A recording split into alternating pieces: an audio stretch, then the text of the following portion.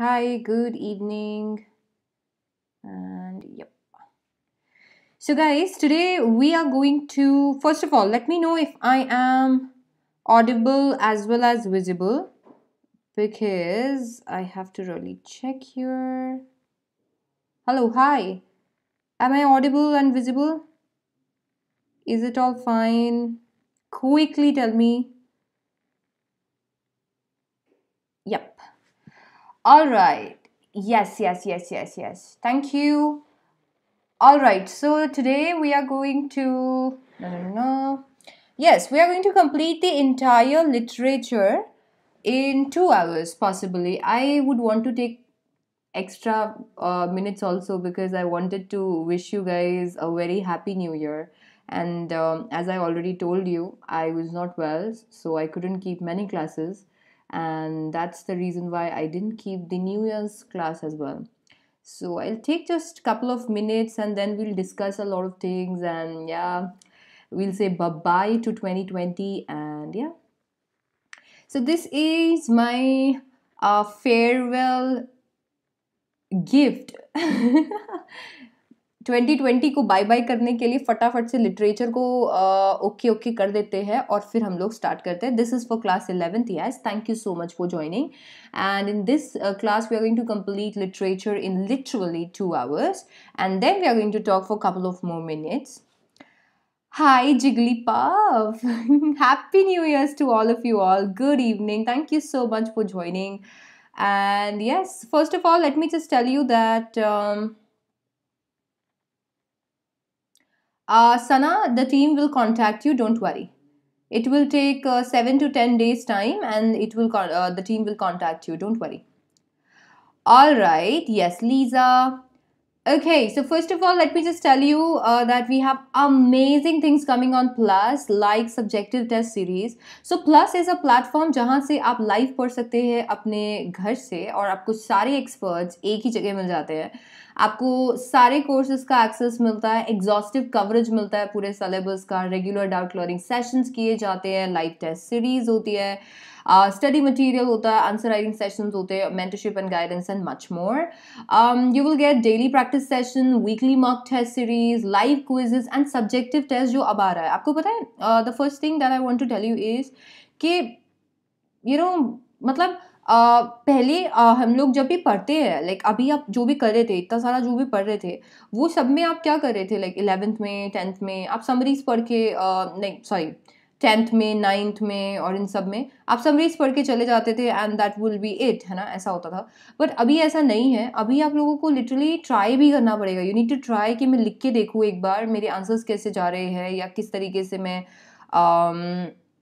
Work लिख रहा हूँ, कितने मुझे मार्क्स मिलेंगे इस कंटेंट के लिए. And that is the reason कि आपको क्या करना चाहिए, आपको हमेशा एक बार टेस्ट देना चाहिए. एंड यही रीज़न है कि सब्जेक्टिव टेस्ट सीरीज़ आपके पास में यहाँ आ रही है जिसके थ्रू आप अपने टेस्ट को दे सकते हैं और आपको टेस्ट का इवैल्यूएशन भी होगा सीबीएसई के पैटर्न के थ्रू जिसके थ्रू अगेन आपको हेल्प मिलेगी ये अंडरस्टैंड करने में कि आप कहाँ स्टैंड कर रहे हैं. ऑल्सो आइकॉनिक सब्सक्रिप्शन आपको हेल्प करेगा in ways that you can imagine. तो अगर आप चाहते हैं तो आप आइकॉनिक सब्सक्रिप्शन भी ले सकते हैं. अभी मुझे याद आया कि मुझे मेल्स क्विट करने हैं.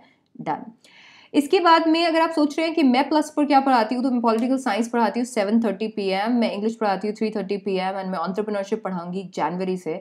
प्लस पे मैं बहुत ही अमेजिंग डिटेल इंग्लिश का ग्रामर कोर्स भी लेके आने वाली हूँ. लिटरेचर कोर्सेज ऑलरेडी लॉन्च हो गए हैं, ग्रामर कोर्स लॉन्च होने वाला है. So if you want you can join me there. And also let me tell you that these are the price point. आप मेरा कोड यूज़ कर सकते हैं. मेरा कोड है SDC18 या SDC Live.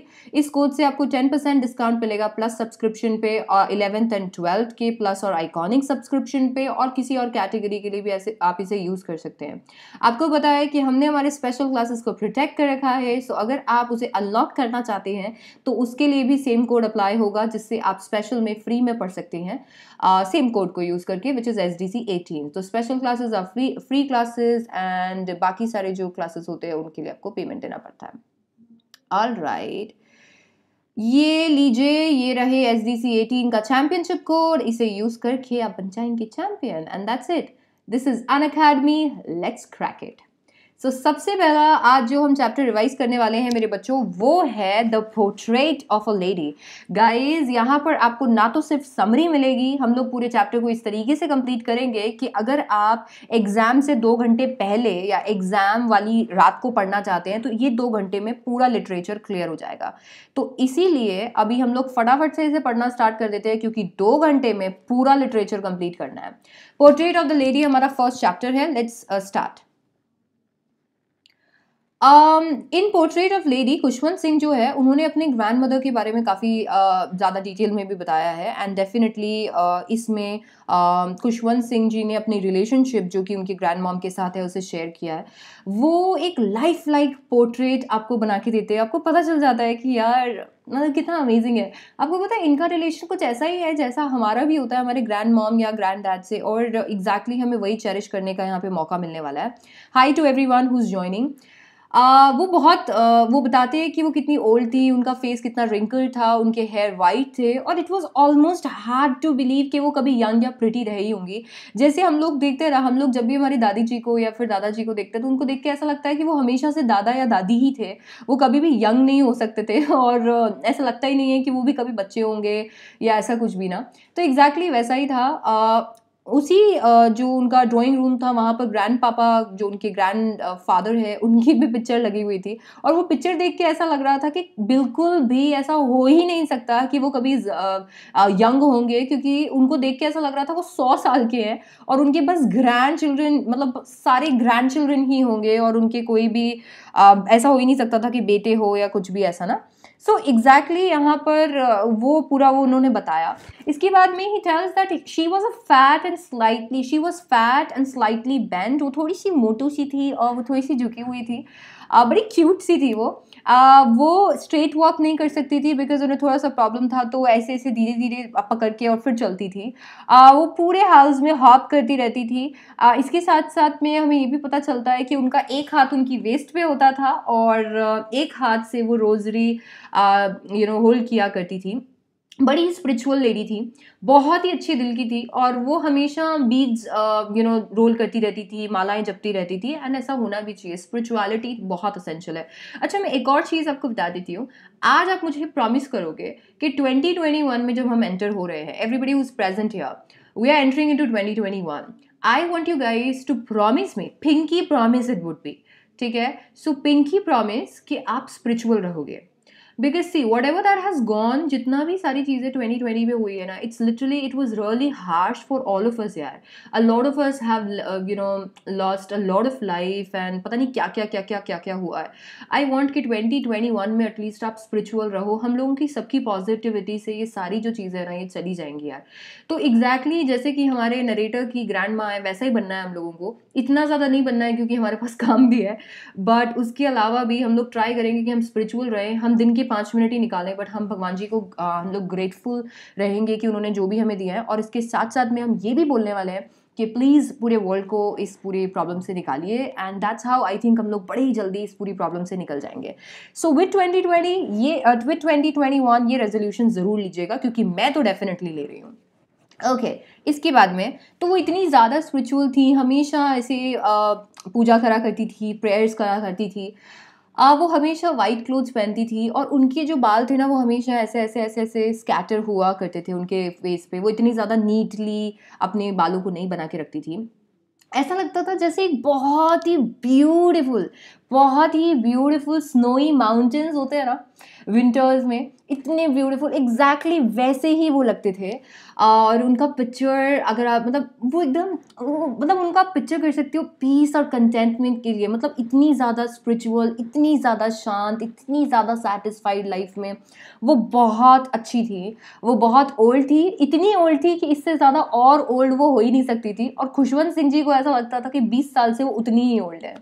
खुशवंत सिंह और उनके मॉम बहुत अच्छे फ्रेंड्स थे, और जैसे ही उनके पेरेंट्स सिटी गए वो और ज़्यादा अच्छे फ्रेंड्स बन गए, क्योंकि खुशवंत सिंह के पेरेंट्स उनके अपनी ममा के साथ में, दैट मीन्स उनकी ग्रैंड मॉम के साथ में उन्हें छोड़ के गए थे। तो उन्होंने काफ़ी अच्छा लग रहा था उनके साथ में ना। ऐसा हुआ, 1 मिनट रुकेंगे। यस अभी यहाँ पर क्या हुआ, वो उनको तैयार करती थी स्कूल के लिए, वो हमेशा जब भी उन्हें तैयार कर रही होती थी, प्रेयर करती थी, वो होप करती थी कि नरेटर भी कभी उसको अपने दिल से सीखेंगे। वो डेफ़िनेटली उन्हें सुनते थे क्योंकि उन्हें दादी माँ को सुनना बहुत अच्छा लगता था, बट वो कभी उसको लर्न करने की कोशिश नहीं करते थे। आपको पता है, कभी-कभी ऐसा होता है ना लाइफ़ में कि आपको इतनी सारी चीज़ें मिल जाती है कि उसके बाद में आप सोचते हो कि यार मेरे पास तो सब कुछ है, और आप है ना उन छोटी-छोटी चीज़ों पे इतना ज़्यादा ध्यान नहीं देते हो, और उसके बाद में लाइफ जब आपको लेमन्स देती है जब वो चीज़ें चली जाती है आपके हाथ से, तब आपको ऐसा पता चलता है कि यार लाइफ इज़ टफ। वो छोटी-छोटी चीज़ों के लिए भी आप सोचते हो। एग्ज़ैक्टली शायद उनके साथ भी ऐसा था। अभी जब उनकी ग्रैंड मॉम उनको तैयार करते हुए प्रेयर बोलती थी, जब उनके लिए वो पूरा तैयार करती थी, स्लेट वगैरह तैयार करती थी जिसके ऊपर वो लिखा करते थे, बोर्ड वगैरह तैयार करती थी, सारी स्टेशनरी को बंडल करके उनके साथ देती थी, उनके लिए ब्रेकफास्ट रेडी करती थी, थोड़ी-सी स्टेल चपातीज़ अपने पास भी वो रखती थी, हमेशा बटर और शुगर उस पे लगाया करती थी, विलेज डॉग के लिए चपातीज़ अलग से रखती थी। तो ये सारी चीज़ें आगे चल के उनसे छिनने वाली थी, और शायद यही रीज़न है कि हमें हमेशा ग्रेटफुल होना चाहिए। एंड उनकी ग्रैंड मॉम उनके साथ में हमेशा स्कूल भी जाया करती थी। स्कूल टेम्पल के पास में था, and that was the reason कि वो टेम्पल पे जाया करती थी, वो बात कर लेती थी, वो वहाँ पे प्रेयर्स पढ़ लेती थी और बच्चे वहाँ पे पढ़ाई कर लेते थे। बाय द वे, अगर पिक्चर क्लियर नहीं है तो रेजोल्यूशन सेट कर लीजिए प्लीज़, क्योंकि मेरे यहाँ पर पिक्चर क्लियर है और मैं आपके साथ में, मैं भी यूट्यूब खोले हुई हूँ साइड में, तो मुझे एकदम दिख रहा है कि पिक्चर एकदम क्लियर है। अगर बाय चांस आपको ये क्लियर नहीं दिख रही है तो आप प्लीज़ एक बार के लिए क्वालिटी बढ़ा लीजिए, क्योंकि शायद क्वालिटी लो सेट हो रखी होगी। Otherwise it's all fine here. Alright, moving on. तो वो हमेशा ऐसा करती थी। चिल्ड्रन हमेशा 2 रोज़ में बैठा करते थे, वो अपने अल्फ़ाबेट्स बोलते थे और ग्रैंड मॉम साइड में बैठ के स्क्रिप्चर्स पढ़ा करती थी। फिर वो जब घर जाते थे तो घर जाते टाइम पे वो विलेज डॉग्स को चपातीज़ देते थे। वो हमेशा उन पे चपातीज़ फेंकती थी, पीछे डॉग्स एकदम से भागते हुए आते थे, ग्राउल करते हुए आते थे उन चपातीज़ के लिए। अब फाइनली नरेटर के पेरेंट्स की तरफ से एक मैसेज आता है, और उस मैसेज में एक ऐसी बात होती है जिसकी वजह से उनकी फ्रेंडशिप जो थी वो एक टर्निंग पॉइंट पे आ जाती है। अभी नरेटर के पेरेंट्स वहाँ पे सेटल थे, एंड फाइनली अब वो चाहते थे कि नरेटर भी उन्हें वहाँ पर जाके जॉइन कर ले, and that was the reason उन्हें सिटी जाना था। अब वो सिटी जाने वाले थे, तो जो भी मस्तियाँ वहाँ करा करते थे, अब वो मस्तियाँ उन्हें नहीं मिलने वाली थी। उनका रूम डेफ़िनेटली सेम था, बट ग्रैंड मॉम उनके साथ स्कूल नहीं जाती थी। नरेटर इंग्लिश स्कूल में जाते थे, मोटर बस में जाते थे, जो कि ग्रैंड मॉम को समझ में नहीं आते थे। स्ट्रीट पे कोई डॉग्स नहीं थे। ग्रैंड मॉम ने इसीलिए सोचा कि मैं ऐसा करती हूँ कि मैं स्पैरो को फ़ीड कर लेती हूँ, बिकॉज़ उन्हें तो कुछ ना कुछ करके अपना लाइफ़ सही करना था ना, उन्हें तो लाइफ़ के साथ एडजस्ट करना था। इयर्स जाते गए और वो धीरे-धीरे और दूर होते गए। ऐसा हमेशा हमारे साथ होता ही है। हम लोग जब बहुत छोटे होते हैं, हम हमारे पेरेंट्स, ग्रैंड-पेरेंट्स से इतने ज़्यादा कनेक्टेड होते हैं, और जैसे-जैसे हम बड़े होते जाते हैं, वो कनेक्शन कहीं न कहीं चला जाता है, क्योंकि हमें फ्रेंड्स चाहिए होते हैं। हम लोगों को हमारी लाइफ़ अलग होती है, हमारे एम्बिशंस अलग होते हैं, एंड दैट्स हाउ उन एम्बिशंस में, उन ड्रीम्स में, उस लाइफ़ में कहीं न कहीं हम लोग हमारे पेरेंट्स या ग्रैंड-पेरेंट्स से दूर हो जाते हैं। एग्ज़ैक्टली ऐसा ही हुआ। ग्रैंड मॉम को जो भी चीज़ें वहाँ पढ़ाई जाती थी वो पसंद नहीं थी। जब जैसे ही नरेटर ने उन्हें बताया कि उन्हें वहाँ म्यूज़िक भी पढ़ाया जा रहा है, तो उसके लिए तो उन्हें बिल्कुल भी अच्छा नहीं लगा, क्योंकि उनका ये मानना था कि म्यूज़िक जो है वो एक्चुअली प्रोस्टिट्यूट्स या फिर बेगर्स के लिए ही अच्छा है। जो जेंटल फ़ोक्स होते हैं वो ये चीज़ ना करें तो अच्छा रहता है। नरेटर जैसे यूनिवर्सिटी गए, उन्हें अपना एक रूम दिया गया, जो कि जो उनके बीच में कॉमन लिंक था फ्रेंडशिप का, वो भी टूट गया, क्योंकि कॉमन लिंक था वो रूम जो वो दोनों शेयर करते थे। अब जब वो यूनिवर्सिटी चले गए तो ग्रैंड मॉम का रूम अलग हो गया, और जो हमारे ऑथर थे, जो नरेटर थे, उनका रूम एकदम अलग हो गया। ग्रैंड मॉम ने इस चीज़ को भी बड़े ही आराम से एक्सेप्ट कर लिया। पता है क्या होता है, लोग इतने जो बूढ़े लोग होते हैं ना, उनके पास इतना ज़्यादा होता नहीं है अंदर ना कि हम आर्ग्यू करें, हम ये बोलें, हम वो बोलें। वो अपनी लाइफ़ को ना बस अपना ये सोचते हैं कि हमारे बच्चे अच्छे रहें, हमारी सारी चीज़ें अच्छी रहें, बस वो उसी में बहुत ज़्यादा खुश होते हैं। एग्ज़ैक्टली यहाँ पर भी ग्रैंड मॉम ने भी यही किया। वो हमेशा क्या करा करती थी, वो हमेशा स्पिनिंग व्हील के साथ बिज़ी रहा करती थी, अपनी प्रेयर्स बोला करती थी। वो किसी से एज़ सच बात नहीं करती थी। आफ्टरनून में वो थोड़ा-सा रिलैक्स करती थी, फिर वो स्पैरोज़ को खाना खिलाती थी। वेरेंडा में बैठा करती थी, छोटे-छोटे टुकड़े कर के स्पैरोज़ को खिलाती थी।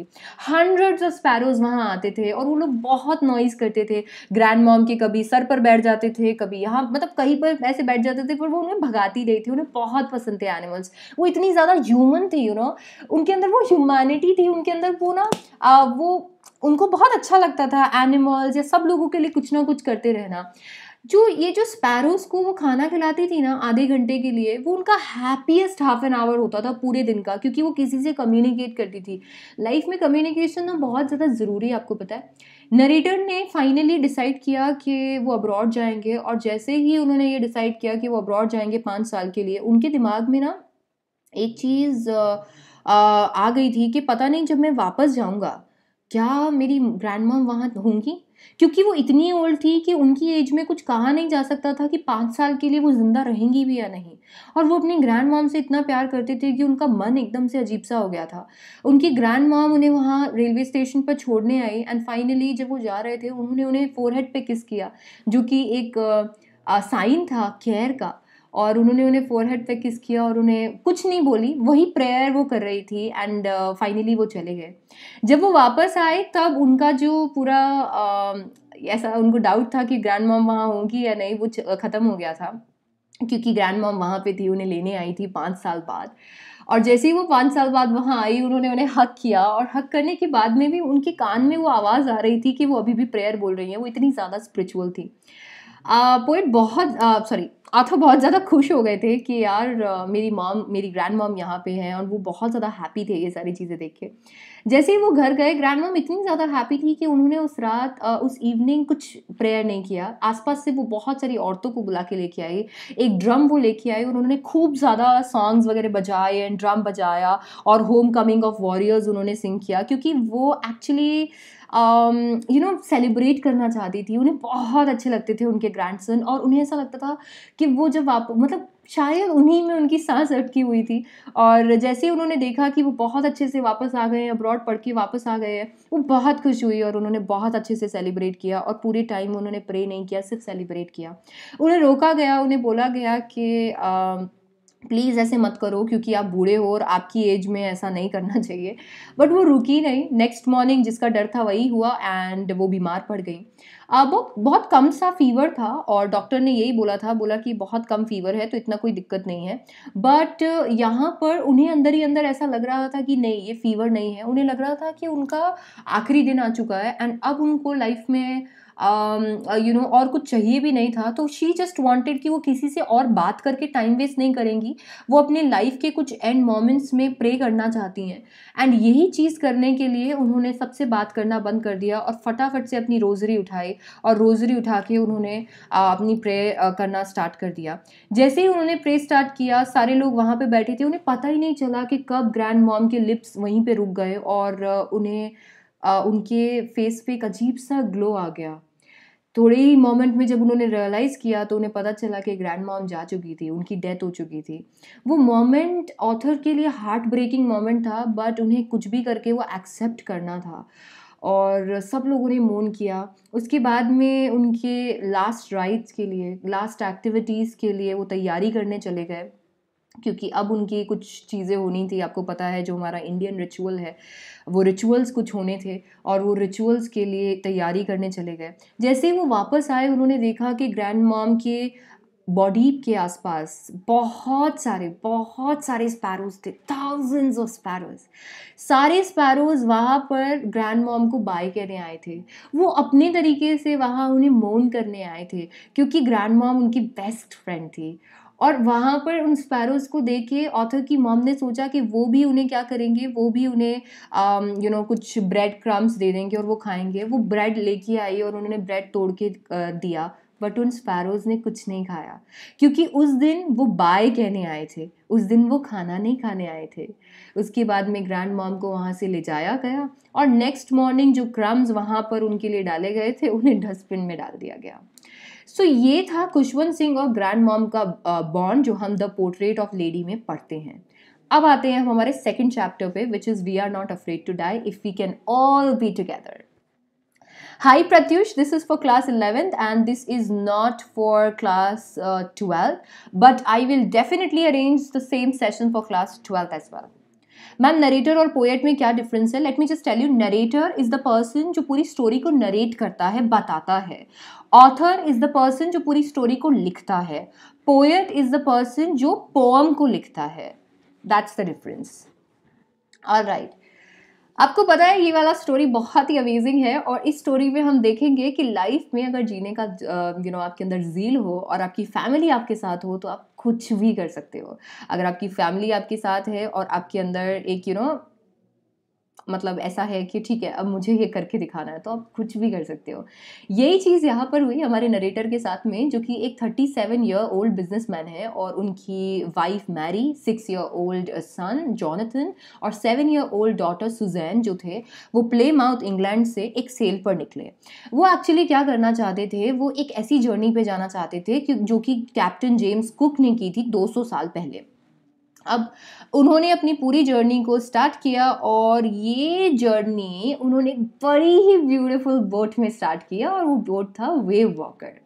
वेव वॉकर बहुत ही अमेजिंग, बड़ा ही अच्छी तरीके से बना हुआ और बड़ा ही टेस्टेड बोट था। उन्होंने हार्शेस्ट सीज में उसे ट्राई किया था।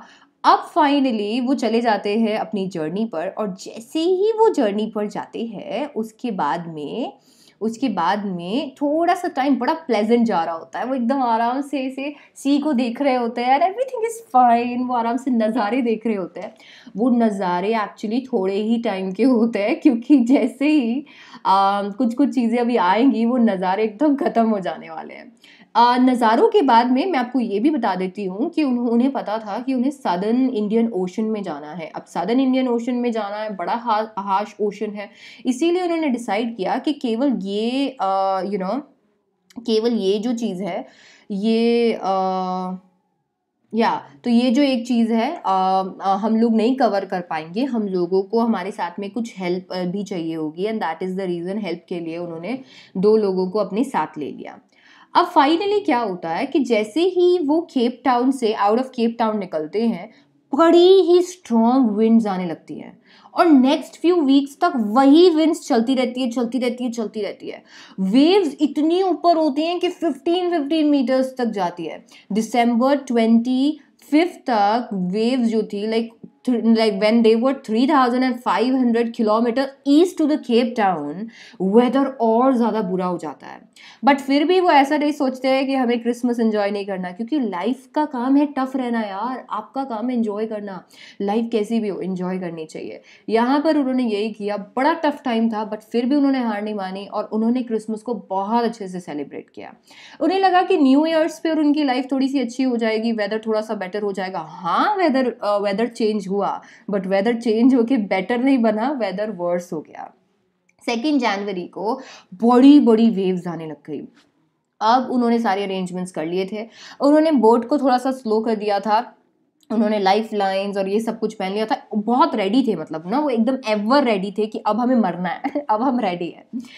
इसके बाद में आपको पता है क्या हुआ? आपको पता है, हम लोग ऐसे बोलते हैं ना कि तूफान से पहले आने वाली शांति, एग्जैक्ट वैसा ही हुआ। एकदम शांत हो गया, विंड्स एकदम से ड्रॉप हो गई, और स्काई एकदम से डार्क हो गया, और इतनी जोर जोर से हवाएं चल रही थी, वेव्स आ रही थी, एकदम कानों में सुनाई दे रहा था वो।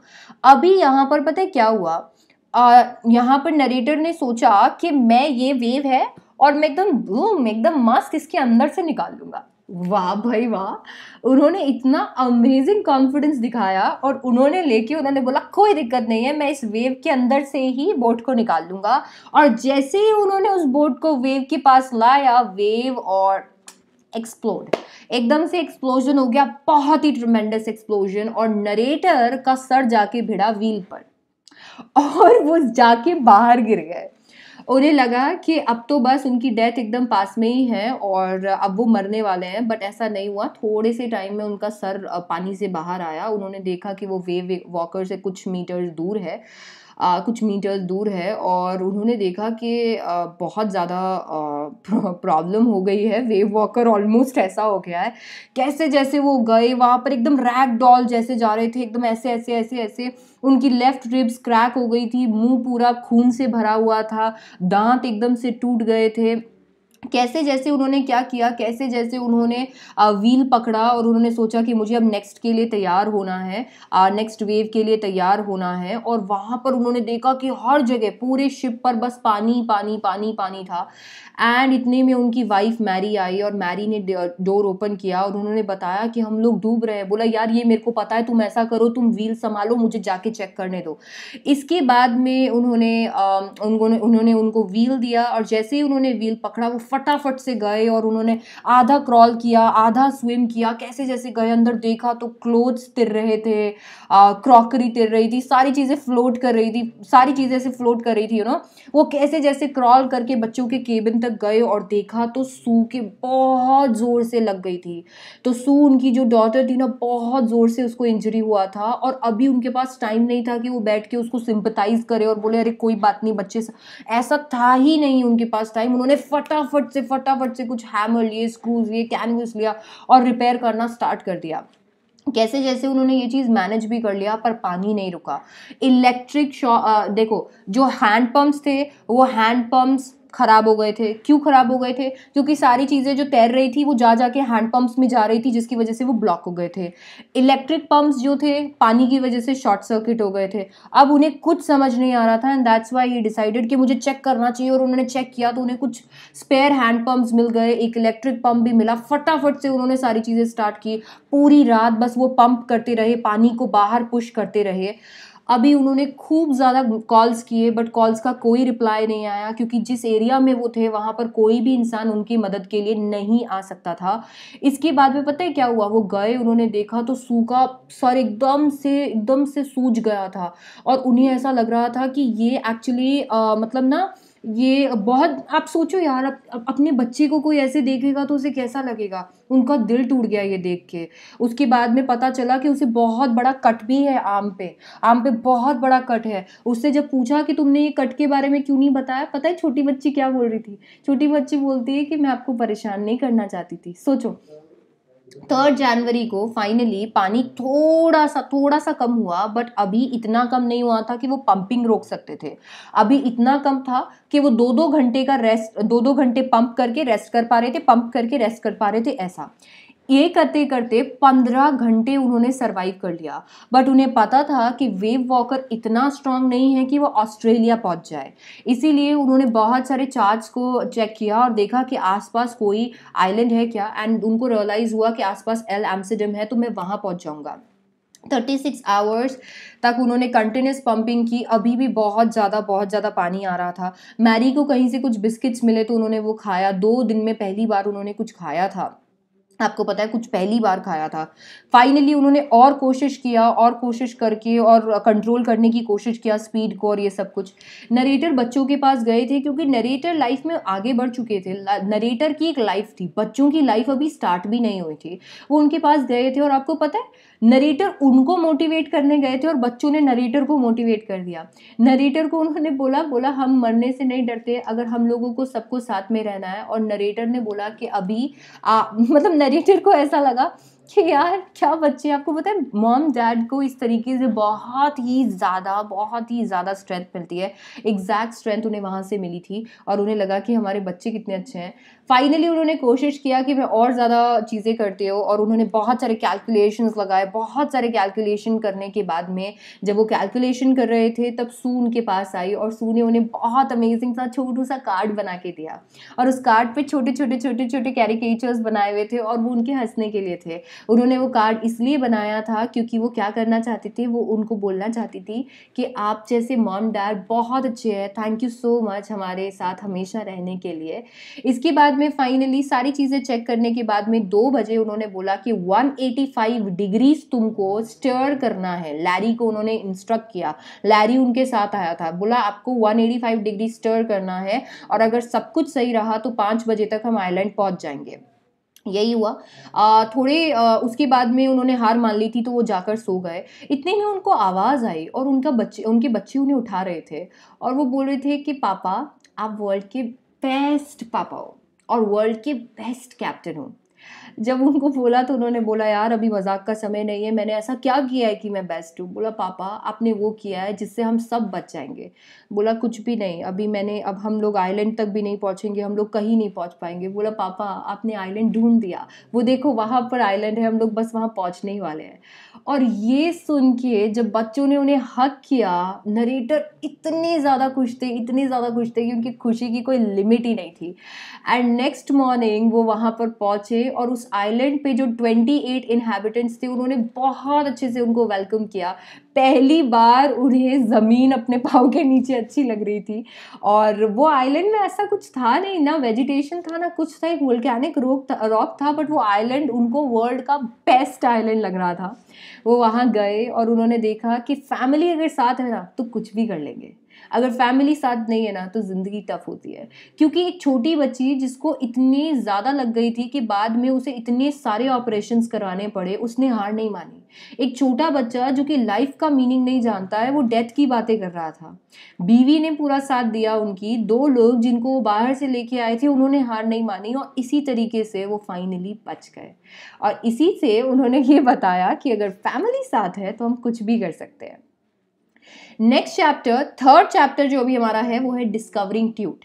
नाउ डिस्कवरिंग ट्यूट थोड़ा सा फैक्चुअल चैप्टर है, इसमें बहुत सारे फैक्ट्स आपको याद रखने पड़ेंगे, बट हम लोग इसे जल्दी जल्दी से कंप्लीट कर लेंगे। तो जो जो इंपॉर्टेंट फैक्ट्स है वो मैं आपको सारे कवर करा दूंगी। तो सबसे पहले हमारी बात कर लेते हैं, हम बात कर लेते हैं हमारे मम्मी के बारे में, और वो मम्मी है हमारी ट्यूटनखामुन की। Now let me just tell you, it's not tut, it's not tut, it's tute. So अभी टट टुट को छोड़ के ट्यूटनखामुन की हम बात करते हैं। अब ट्यूटनखामुन को सिटी स्कैन के लिए ले जाया जा रहा है और उसको निकाला है उसकी रेस्टिंग प्लेस से।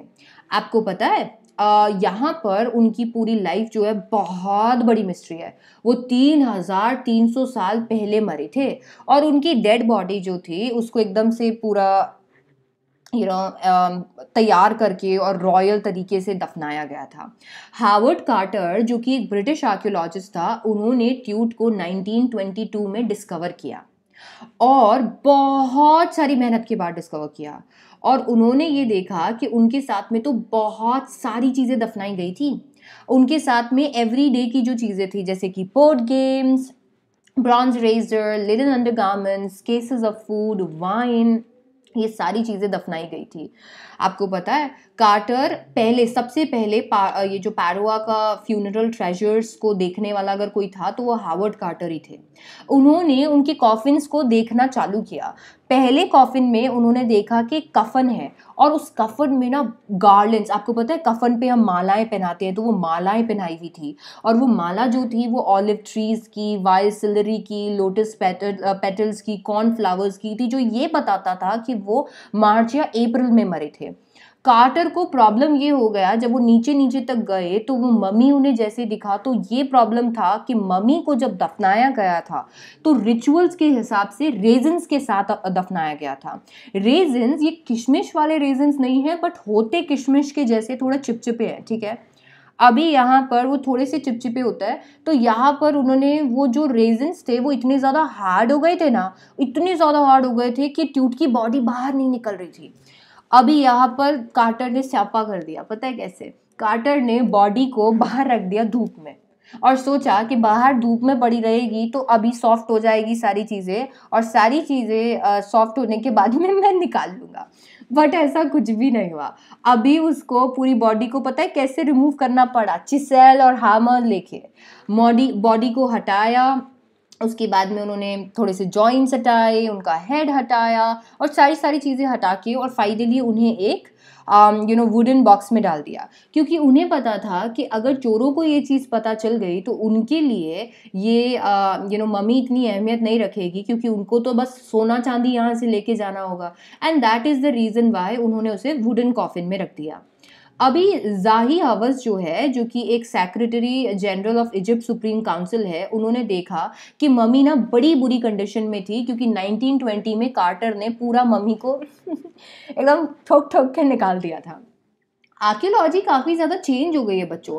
पहले आर्कियोलॉजी ट्रेजर के बारे में थी। हम लोग ट्रेजर ढूंढते थे, हम देखते थे पुरानी चीज़ें, ट्रेजर और ये सब।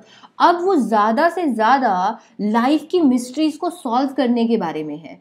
And that is the reason यहाँ पर एनाटॉमी प्रोफेसर ने एक्सरे किया मम्मी को, एंड उन्होंने देखा कि ब्रेस्ट बोन और फ्रंट रिब्स जो है वो अभी भी मिसिंग है। इसीलिए हम लोगों को सिटी स्कैन करना था, क्योंकि सिटी स्कैन दो बड़े ही इंपॉर्टेंट क्वेश्चंस को सॉल्व कर सकता था। पहला, उनकी डेथ कैसे हुई, और दूसरा, जब वो मरे थे तो वो कितने साल के थे। अभी जब स्कैन के लिए उन्हें ले जाया गया तो आपको पता है क्या हुआ? उन्होंने कैसे, जैसे वहाँ से लोगों ने उनको निकाला, जो स्कैन वाली जगह थी वहाँ पर वो उनको लेके गए। जब वो लेके गए तो बड़े ही ऐसे ना हवाएं चल रही थी, अंधेरा हो गया था। आपको पता है एक कर्स भी था ट्यूट का, और वो कर्स ये था कि जो भी ट्यूट को उसकी रेस्टिंग प्लेस से निकालेगा उसको या तो डेथ का सामना करना पड़ेगा या फिर उसके साथ कुछ बहुत ही बुरा होगा। ठीक है, सो उसके साथ में ऐसा हुआ। ओके, सो अभी यहाँ पर फाइनली ये हुआ। इसके बाद में जैसे वो वहाँ पर गए तो वो लिफ्ट के थ्रू ऊपर गए, एंड वहाँ पे थोड़ी सी प्रॉब्लम थी। प्रॉब्लम ये हुई कि जो कूलर फैन था उसके अंदर थोड़ा सा मिट्टी चला गया था, जिसकी वजह से वो बंद हो गया था और स्कैनिंग नहीं हो पा रही थी। अब लोगों को ये लगा कि ये तो ट्यूट का कर्स है जिसकी वजह से वो सिटी स्कैन नहीं करने वाले हैं, बट ऐसा कुछ भी नहीं हुआ। थोड़ी सी देर में वो ठीक हो गया एंड फाइनली उनका सिटी स्कैन बहुत अच्छे से हुआ। 1700 डिजिटल एक्सरे इमेजेस को निकाला गया, ट्यूट के हेड को स्कैन किया गया 0.62 मिलीमीटर स्लाइसेस में, ताकि कॉम्प्लिकेटेड स्ट्रक्चर्स को चेक किया जाए। ट्यूट की पूरी बॉडी को रिकॉर्ड किया गया और बहुत सारे लोग, चाहे रेडियोलॉजी से, फॉरेंसिक से या एनाटॉमी से लेके आए थे ताकि वो सीक्रेट्स के बारे में जान सके। ट्यूट की एक हिस्ट्री भी थी। ट्यूट के जो ग्रैंड पापा थे वो बहुत ही डिफरेंट गॉड को मानते थे, और ट्यूट के जो पापा थे वो बहुत ही डिफरेंट गॉड को मानते थे। तो ये एक हिस्ट्री भी थी। तो अभी ना अगर आप इस चैप्टर को प्रिपेयर करोगे, तो आप इस चैप्टर को कैसे प्रिपेयर करोगे? एक तो इसमें से आपको तैयार करना है ट्यूट की हिस्ट्री को, एक इसके साथ साथ में आपको तैयार करना है सीटी स्कैन वाले पूरे प्रोसेस को, और एक आपको इसमें हार्वर्ड कार्टर वाला फेज जो है वो रेडी रखना है। ये 3 तरीके के क्वेश्चन हैं जो कि इसके अंदर आ सकते हैं।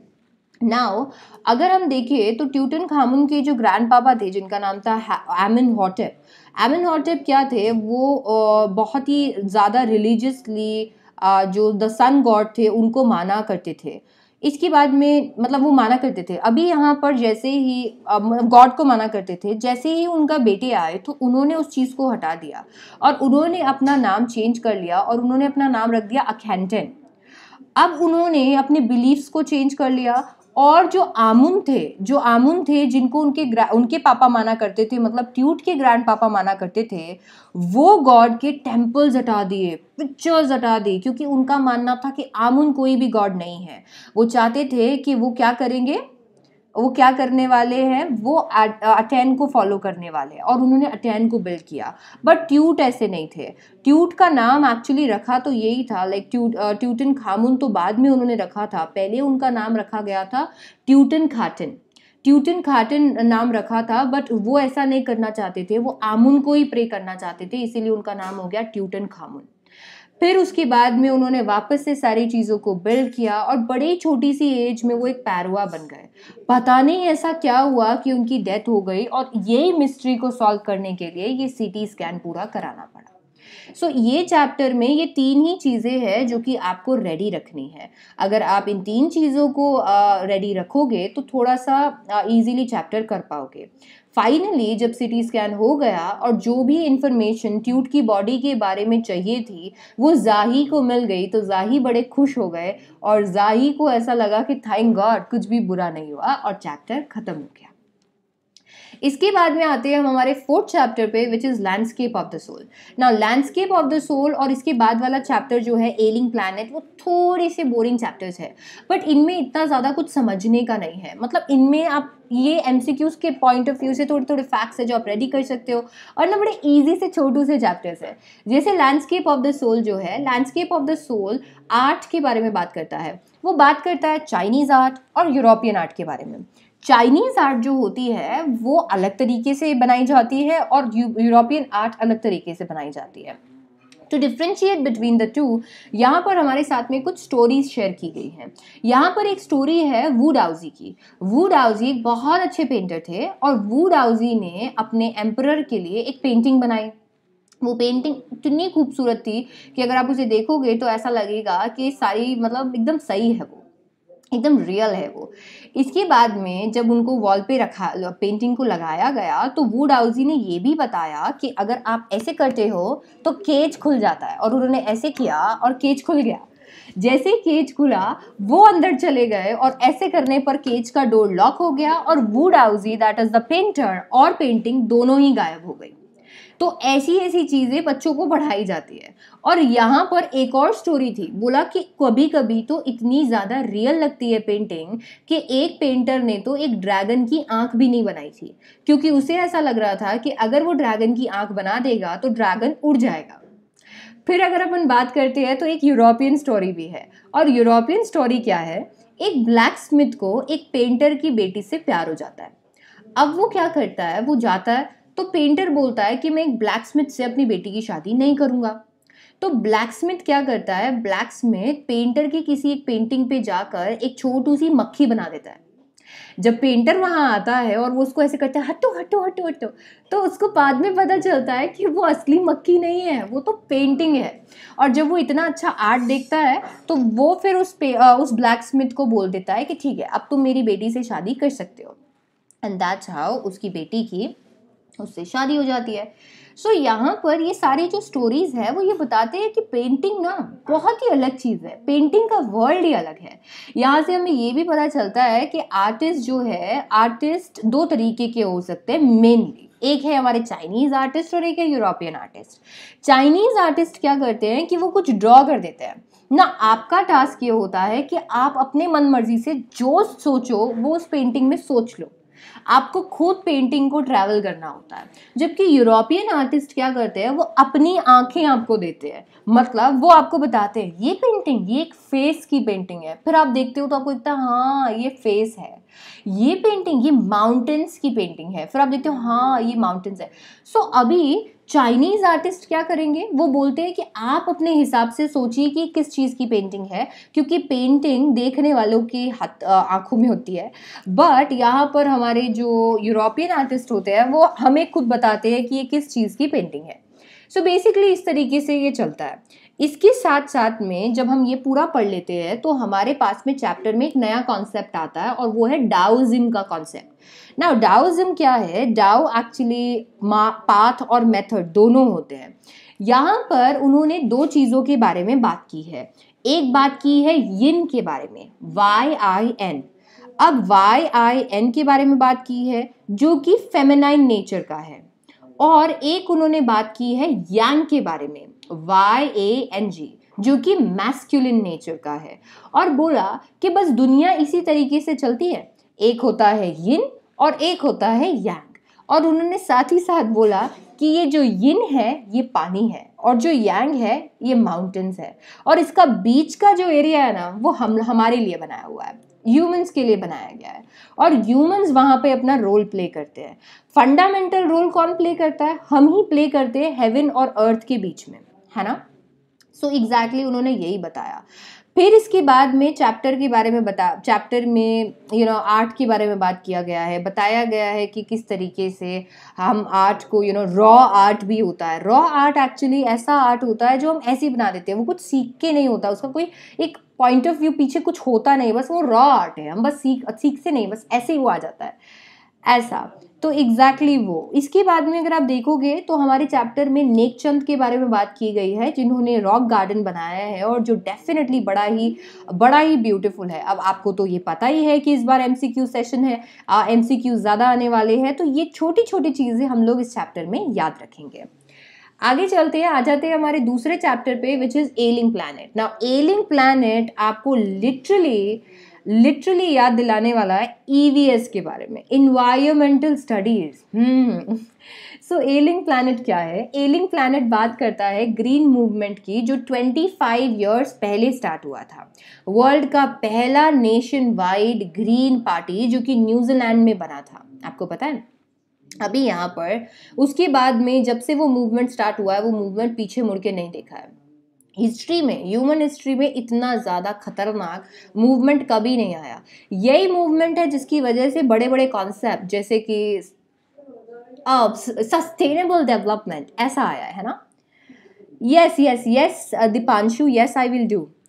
सो बेसिकली ऐसा हुआ। अभी यहाँ पर हम लोगों ने इन सारी चीज़ों से कुछ कुछ चीज़ें सीखी है। अब देखो क्या सीखा है हम लोगों ने।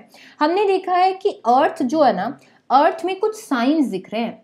अर्थ में दिख रहा है कि अर्थ की हेल्थ बहुत ज़्यादा डिक्लाइन हो रही है, और लोगों को ये रियलाइज़ नहीं हुआ तब तक जब तक अर्थ की हालत इतनी ख़राब हो गई कि उसके बाद में हम कुछ कर ही नहीं सकते थे।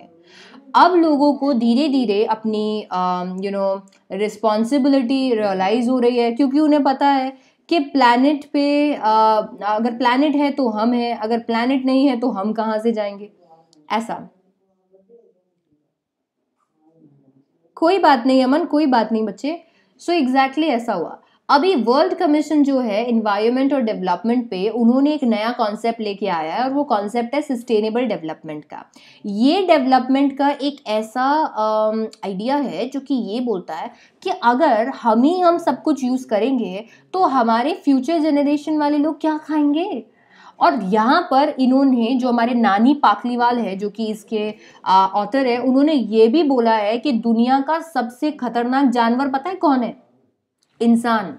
और ये उन्होंने बोला कि एक जू है, जू पे एक बोर्ड लगा हुआ है, एक केज पे बोर्ड लगा हुआ है कि वर्ल्ड्स मोस्ट डेंजरस एनिमल। और अगर आप अंदर देखोगे तो अंदर एक मिरर लगा हुआ है, तो जिसके अंदर आप देखोगे तो आप खुद को ही देखोगे। तो बोला कि दुनिया का सबसे खतरनाक जानवर कौन है? इंसान सबसे खतरनाक जानवर है। And that is the reason why वो इसलिए बोला गया क्योंकि हम लोगों ने तबाह कर दिया है पूरे यूनिवर्स को, वर्ल्ड को, प्लैनेट को। इसके साथ साथ हमें ऑथर ये भी बोलते हैं कि हम लोगों को बाकी जो हमारी लिविंग स्पीशीज है उनके बारे में भी सोचना चाहिए, and that is the reason हम लोगों को सस्टेनेबली सारी चीज़ें चलानी चाहिए। Branded commission first international commission थी जिसने इकोलॉजी और एनवायरनमेंट को लेके कुछ डिस्कशंस किए। आई नो ये बहुत बोरिंग चैप्टर है, थोड़ी सी देर निकाल दो प्लीज़।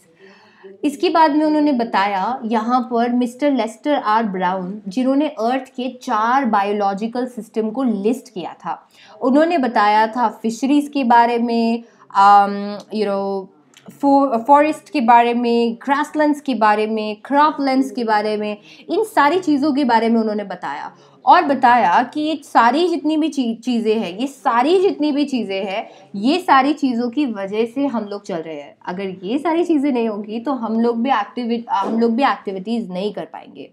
ठीक है, ऑलराइट। अभी यहाँ पर फाइनली हमने बोला इतनी सारी चीज़ें हो रही है, इतना ज़्यादा डैमेज हो रहा है, जिसकी वजह से आपको पता है हम लोग ये सारी चीज़ें धीरे धीरे हम लोग लूज़ किए जा रहे हैं। हम सारी चीज़ों को, फिशरीज़ को, फॉरेस्ट को, ग्रासलैंड्स को, क्रॉपलैंड्स को, इन सब को हम लोग डिसअपियर ये होने लग गए हैं। ओवर फिशिंग कॉमन हो गई है क्योंकि हम लोग प्रोटीन हंग्री है, तो हम लोगों को फिश चाहिए।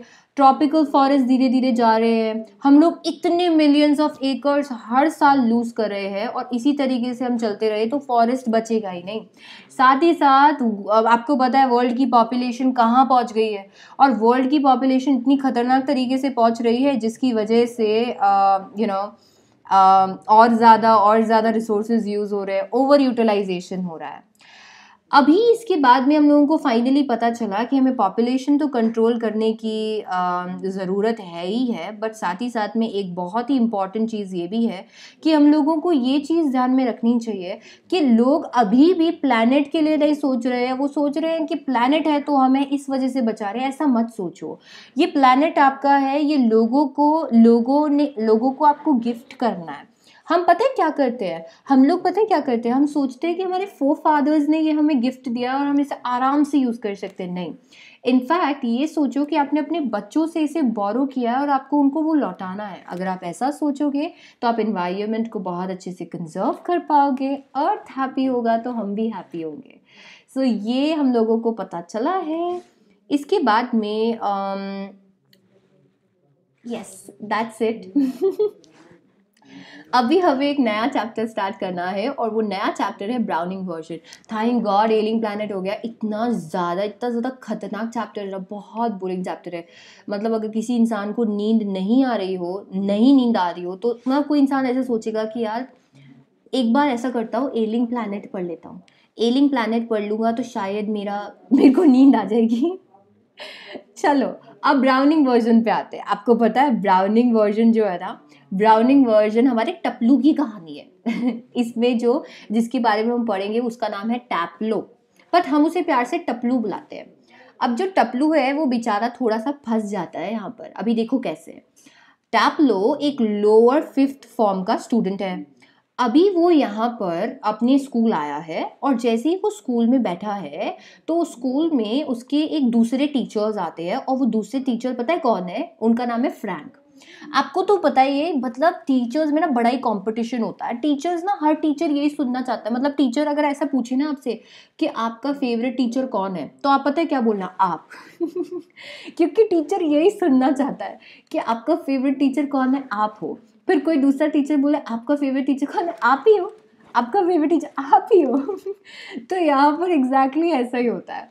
फ्रैंक आ जाता है और बेचारा टैपलो इंतजार कर रहा होता है। अब फ्रैंक को ना ये बर्दाश्त ही नहीं होता कि किसी और को, मतलब किसी और को कोई बेस्ट बता दे। तो यहाँ पर एक टीचर है जिनका नाम है क्रॉकर हैरिस। अब क्रॉकर हैरिस कौन है? क्रॉकर हैरिस हमारे टपलू के टीचर हैं। अब हमारे टपलू के टीचर क्रॉकर हैरिस बड़े ही स्ट्रिक्ट है, पता है, बहुत ही ज़्यादा स्ट्रिक्ट है। और फ्रैंक को ना ये समझ नहीं आता। फ्रैंक ना यहाँ पे, मतलब पहले फ्रैंक उससे बात करता है। फ्रैंक बताता है कि यार आप यहाँ पर क्यों आए हो? तो बोला मैं इसलिए आया हूँ क्योंकि मैंने एक दिन छुट्टी ले ली थी, तो मैंने सोचा आज मैं आ जाता हूँ।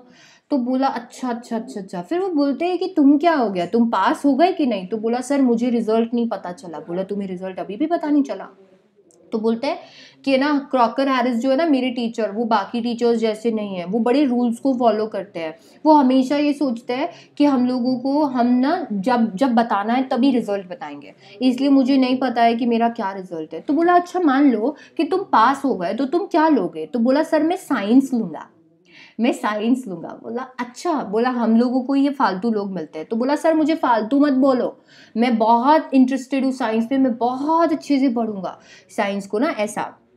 अभी यहाँ पर फाइनली उन्होंने बोला ठीक है। तो बोला कि साइंस कम से कम बुक से तो अच्छी है। फिर उन्होंने बुक दिखाई और फिर बोला ये देखो ये कितनी ज़्यादा गंदी सी बुक है, प्ले की बुक है, कौन पढ़ता है ये बुक, ऐसा उन्होंने बोला।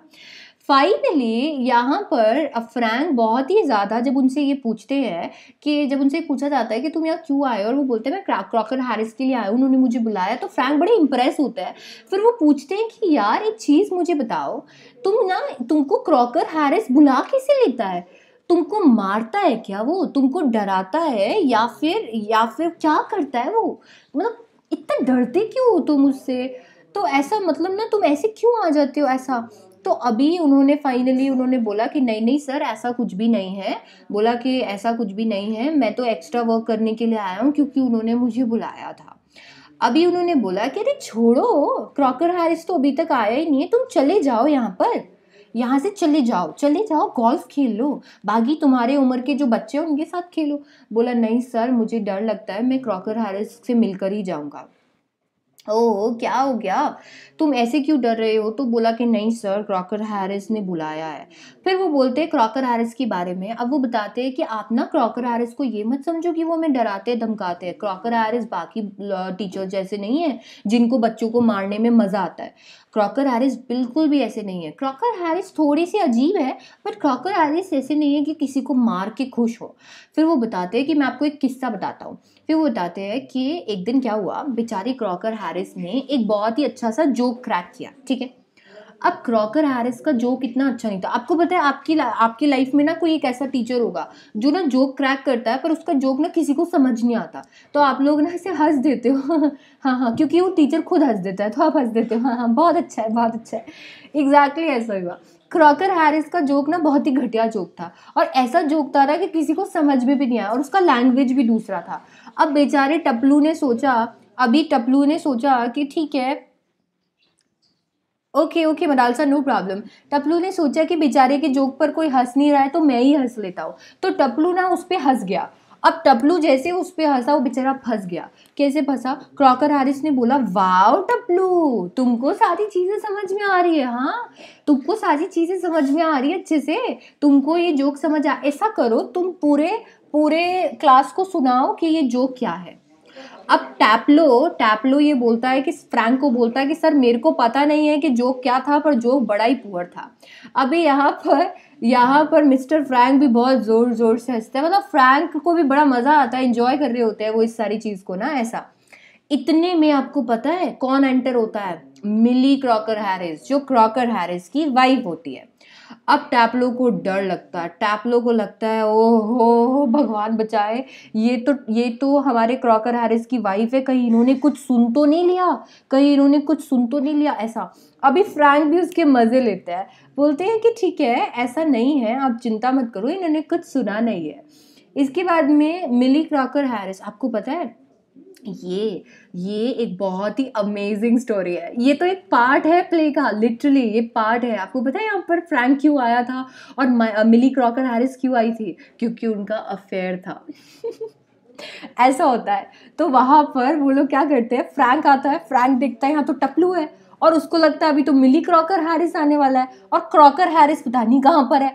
तो अभी टपलू को यहाँ से कैसे भगाया जाए, वो कबाब में हड्डी था इसीलिए मिली क्रॉकर हैरिस उन्हें बोलती है कि अरे टपलू जाओ यहाँ से, बोला वहां से चले जाओ, तो मैं तुम्हारी जगह होती तो मैं तो कब की चली जाती। बोला नहीं मैम मैं नहीं जाऊंगा, क्रॉकर हैरिस मुझे डांटेंगे। अरे बोला जाओ, मैं बोल दूंगी कि मैंने तुम्हें भेजा।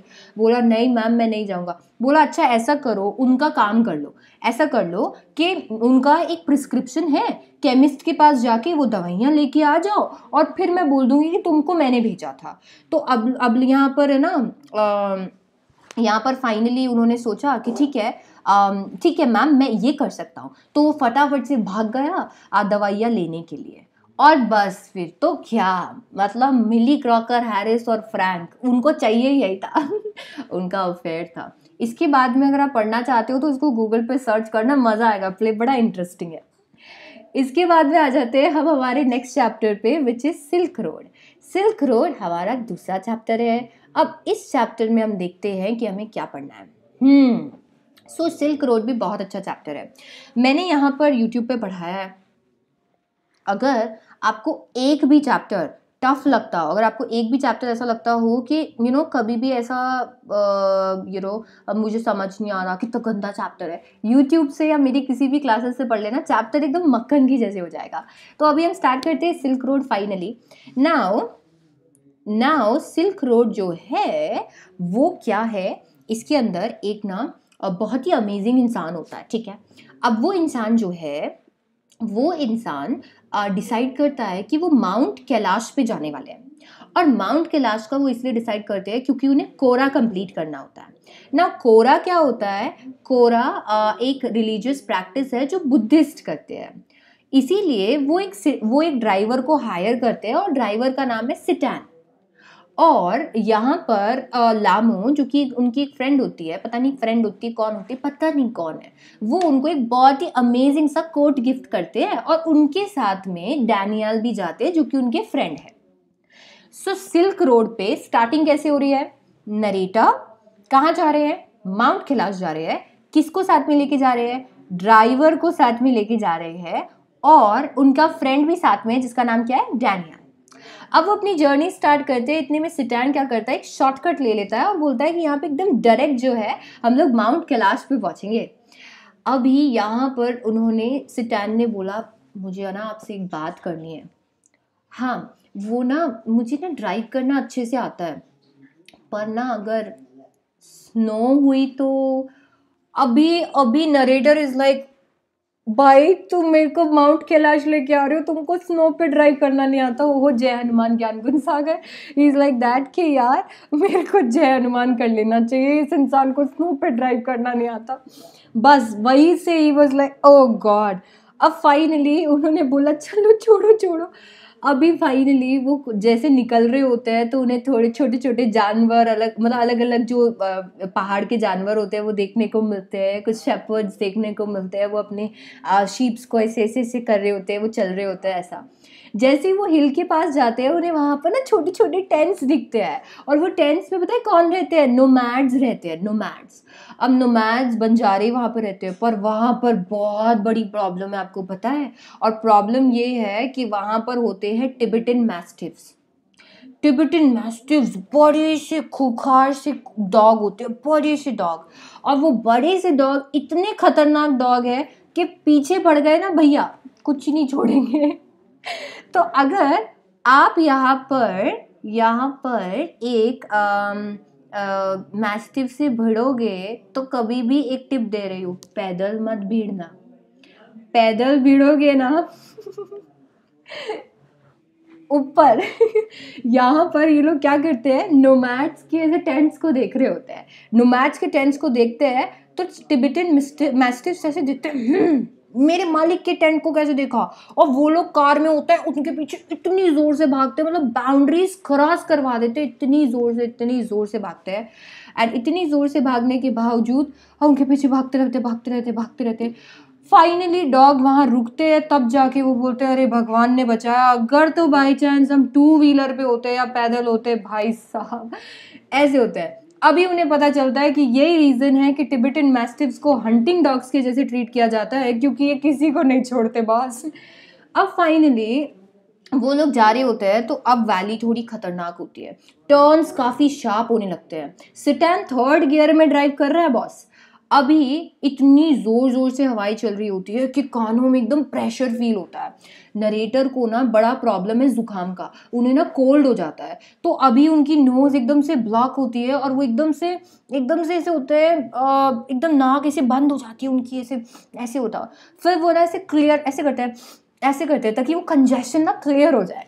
ईयू फाइनली वो अपने रिस्ट वॉच चेक करते हैं, ही इज लाइक हम लोग 5210 मीटर्स अबव सी लेवल है। एंड तभी उन्हें पता चलता है अच्छा ये रीजन है कि मुझे सांस नहीं आ रही है। अब फाइनली वो अपनी फर्स्ट हर्डल को पे रीच करते हैं और प्रॉब्लम आ जाती है, स्नो प्रॉब्लम आ गई। सिटैन ने पहले ही बोला था कि अगर स्नो आएगी ना तो मैं नहीं ड्राइव करूंगा। अब क्या करें, सिटैन कैसे ड्राइव करेगा स्नो में, बड़ा प्रॉब्लम है। और नरेटर को लगता है भगवान जी मेरे को बचा लेना। अभी क्या होता है, ये लोग डिसाइड करते हैं कि ये क्या करेंगे। अच्छा ये सारी चीज़ें देख के जो नरेटर होता है उनका सर दुखने लगता है, बहुत ज़्यादा दुखने लगता है। अब फाइनली वो क्या करते हैं, वो थोड़ी सी मिट्टी लेते हैं और मिट्टी लेके डालते हैं। सिटैन क्या करता है, थोड़ा सा ड्राइव करता है, पैट पैट चेक करता है कि नीचे डूब तो नहीं जाऊंगा, कि कई लोग देखे कि ये 3 लोग थे जो माउंट कैलाश आए थे और इनका ये हर्ष हुआ। फिर वो ड्राइव करता है, पैट पैट ड्राइव करता है, पैट पैट, ऐसे करते करते वो हर्डल क्लियर हो जाती है। फिर थोड़ी देर में वो फाइनली गोल गोल करते करते उन हर्डल से निकल जाते हैं। अब प्रॉब्लम ये है कि पेट्रोल एक्सपैंड करने लगता है, और क्योंकि लो एटमॉस्फेरिक प्रेशर होता है, और इसीलिए सिटैन ने बोला कि भैया स्मोक मत कर लेना, यहाँ पर सिगरेट पीते ही जाओगे। अगर यहाँ पर सिगरेट पी ली ना, by the way cigarette smoking is injurious to health. तो बोला कि अगर तो बाई चांस यहाँ स्मोक कर लिया ना तो एक स्मोक आप इधर करोगे और एक स्मोक ऐसे आएगा। तो फाइनली वो उनको ऐसे बोलते हैं। एंड थोड़ी देर में वो लंच के लिए रुकते हैं। लंच के लिए जैसे वो रुकते हैं तो अभी हमारे प्रोटोगोनिस्ट को रियलाइज होता है कि ओह थैंक गॉड बच गया, नहीं तो अभी तो मैं मरता। और उनका हेडेक थोड़ा सा कम होता है। अभी यहाँ पर वो एक छोटे से टाउन में आते हैं जिसका नाम है होर। अब वो होर में आते हैं जहाँ पर डैनियल कार से निकल जाता है क्योंकि उन्हें अभी लासा जाना होता है। एंड सिटैन जो है, सिटैन देखता है कि कुछ पंचर्स होते हैं तो उन पंचर्स को बनवाता है, फिक्स करवाता है। तब तक होर का इकलौता कैफ़े जो होता है उसके अंदर वो बैठ के आराम से चाय पी रहे होते हैं, दैट वे। अभी सिटान सोचता है कि चलो अभी हम लोगों को वापस जर्नी स्टार्ट कर दी है, एंड दैट्स हाउ वो डार्चिन में अपनी जर्नी स्टार्ट कर देते हैं ना। जैसे ही वो डार्चिन में आते हैं उन्हें वापस से नोज कंजेशन हो जाता है। उन्हें ऐसा लगता है कि उन्हें सांस नहीं आ रही है बिकॉज ऑफ एल्टीट्यूड। उनकी सांस फूल रही होती है, सांस तो फूल ही रही होती है, साथ ही साथ वो लेट रहे होते हैं तो उनका चेस्ट बहुत हैवी हो रहा होता है। उन्हें ऐसा लगता है कि अगर वो आज सो गए तो वो उठेंगे ही नहीं, इसीलिए वो पूरी रात नहीं सोते हैं। दूसरे दिन सिटान उन्हें मेडिकल कॉलेज में लेके जाता है। वहाँ पर एक डॉक्टर, जो बिल्कुल भी डॉक्टर नहीं लग रहा होता है, एक ब्राउन एनवेलप में कुछ दवाइयाँ उन्हें देता है। वो दवाइयाँ वो लेते हैं, वो दवाइयाँ ऑलमोस्ट ऐसी होती है जैसे कि शीप डंग हो। ईयू शीप डंग जैसी गोल गोल गोलियां होती है। बट यहाँ पर नरेटर सोचते हैं कि कोई बात नहीं, मैं ले लेता हूँ, मैं जिंदा तो रहूँगा ना। तो फाइनली वो उनको ले लेते हैं और वहाँ से सिटान भी चला जाता है। सिटान वहाँ से जा चुके हैं, अब वो डार्चिन में है। डार्चिन में उन्हें चाइनीज सिगरेट की कुछ शॉप्स, कुछ सोप और बाकी छोटी छोटी चीज़ों की दुकानें देखने को मिल रही है। लोग ना कहीं पर भी बीच में आके पूल खेलने लगते हैं। विमेन ना छोटी सी स्ट्रीम में आके अपने बाल धोने लग जाती है। सोचो क्या खतरनाक चीज़ चल रही है यहाँ पर। अभी यहाँ पे ये प्रॉब्लम है कि उन्हें ऐसा लग रहा है कि वो कोरा के लिए काफ़ी जल्दी आ गए हैं। अब कोरा के लिए इतनी जल्दी आए हैं तो अकेले कोरा करके करेंगे क्या, and that is the reason. वो उनको लग रहा होता है कहीं वो गलत तो नहीं आ गए। फिर उन्हें मिलता है एक उनका साथी जिसका नाम है नोरबू। नोरबू कौन है? Norbu institute of ethnic literature of Chinese academic of social science यहाँ पर काम करता है। वो भी कोरा करने आया है और नोरबू उन्हें बताते हैं कि थोड़ा सा प्रॉब्लम हमें होने वाला है, बट कोई बात नहीं, हम लोग हमारे लगेज के लिए कुछ यार हायर कर लेंगे और फिर हम आराम से कोरा करने चलेंगे। फिर नोरबू बोलता है एक परेशानी है। परेशानी ये है कि मुझे लगता है कि मुझे मेरे स्टमक के लिए, मुझे मेरे टमी के लिए भी अलग से याद करना पड़ेगा क्योंकि मेरा टमी बहुत बड़ा है। और इस बात पे वो हंसते हैं एंड चैप्टर कंप्लीट हो जाता है। सो अभी हमारे प्रोटोगोनिस्ट अकेले नहीं है, नोरबू भी उनके साथ है कोरा करने के लिए, एंड फिर वो कोरा करते हैं and that's it. Next chapter हमारा है लेबर्नम टॉप। अब फटाफट से कुछ पोएम्स आ गई है। मैंने एक पार्ट जो है वो कंप्लीट कर दिया। Let me just tell you, हम लोगों ने कौन कौन से चैप्टर्स अभी तक कंप्लीट कर लिए मेरे बच्चों। हॉर्नबिल का प्रोज सेक्शन हमने कंप्लीट कर लिया है। हमने portrait of lady, we are not afraid to die, discovering tube, landscape of soul, ailing planet, Browning version, Silk Road complete कर लिया है। अब हम इसकी पोएम करेंगे और फिर हम आएंगे स्नैपशॉट पे। अभी हमारे पास 1 घंटा और है। क्लास स्टार्ट हुई थी 7:30 बजे। मैंने आपको प्रॉमिस किया था कि मैं 2 घंटे के अंदर पूरा लिटरेचर कंप्लीट कराऊंगी, तो डेफिनेटली हम लोग फटाफट से लिटरेचर कंप्लीट करने वाले हैं। But let me just tell you कि हम लोग अभी पोम स्टार्ट करने वाले हैं, तो फटाफट से पोम को स्टार्ट करते हैं मेरे दोस्तों। हाँ, अच्छा, एक चीज़ और मैं बता देती हूँ, जितने भी बच्चे प्रेजेंट है पहले तो मुझे फटाफट से बता दो कि हमारा चैंपियंस कोड क्या है, क्योंकि हमारा ना चैंपियंस कोड है SDC लाइव या SDC 18, जिससे आपको 10% डिस्काउंट मिलेगा और इससे आप अपनी स्पेशल क्लासेस को भी अनलॉक कर सकते हो। इसके साथ साथ मैं आपको ये भी बता देती हूँ कि अनअकैडमी असेंड, जो कि बहुत ही सुनहरा मौका है आपके लिए, हर मंथ आता है, जिसमें जो भी बहुत ही डिजर्विंग बच्चे हैं और वो उसको फाइट करते हैं और टॉप 5 में अपनी जगह बनाते हैं, उन्हें प्लस हम लोग फ्री में देते हैं। तो ये सारी जानकारी के लिए आप अनअकैडमी ऐप को डाउनलोड कर सकते हो, मुझे फॉलो कर सकते हो अनअकैडमी पे, और मेरी अमेजिंग सी प्रोफाइल का लिंक नीचे है डिस्क्रिप्शन बॉक्स में। डिस्क्रिप्शन बॉक्स में जाओ, मेरी प्रोफाइल को चेकआउट करो और फॉलो पे क्लिक कर दो और बस SDC फैमिली का पार्ट बन जाओ।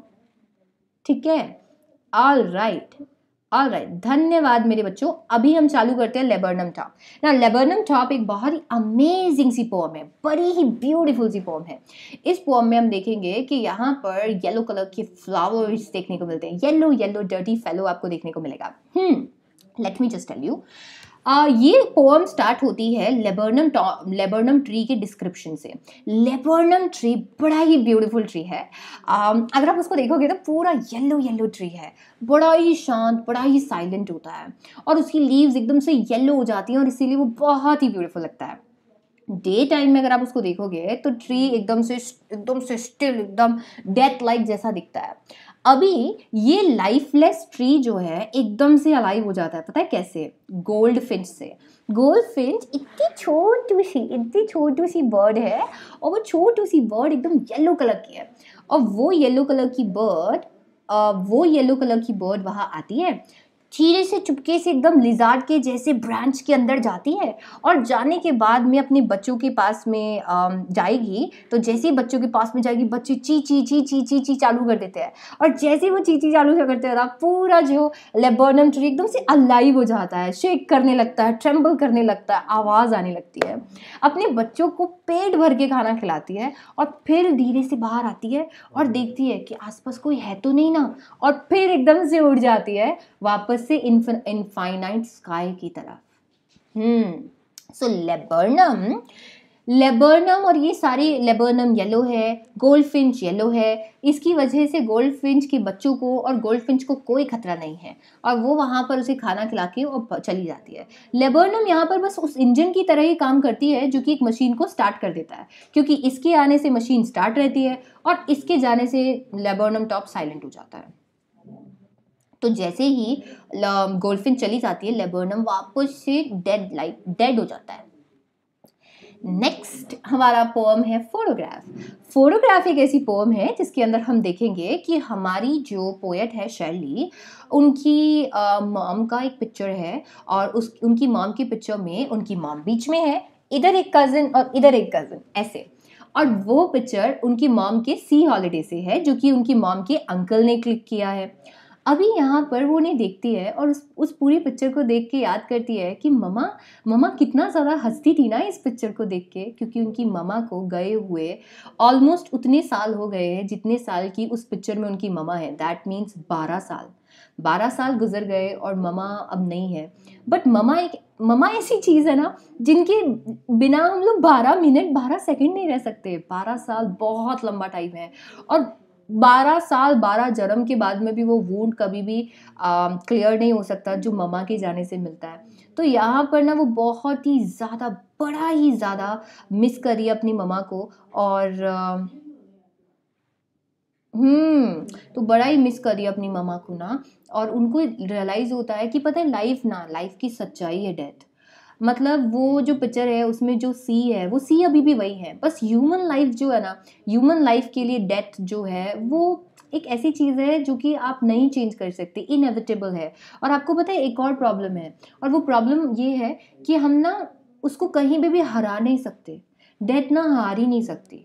डेथ आएगी तो आएगी ही, और हम इसके लिए कुछ भी नहीं कर सकते। And that is the reason उन्हें ऐसा लगता है कि you know all I can do is, मैं जो भी कर सकती हूँ वो ये है कि मैं बैठ के याद कर सकती हूँ, क्योंकि इसके अलावा मेरे पास कुछ नहीं है। मेरी ममा जा चुकी है, और बस उसी फोटोग्राफ को देख के वो अपनी ममा को याद करती है, और उन्हें लगता है कि यहाँ पर उनकी ममा के लिए वो हॉलीडे एक पास था, और उनके लिए उनकी ममा एक पास्ट बन गई है। सो ये पोअम ममा और डॉटर का रिलेशन बताती है। आ जाते हैं हम वॉइस ऑफ रेन पे। तो अगर आप में से कोई तैयार नहीं है रेन से बात करने के लिए तो तैयार हो जाओ, क्योंकि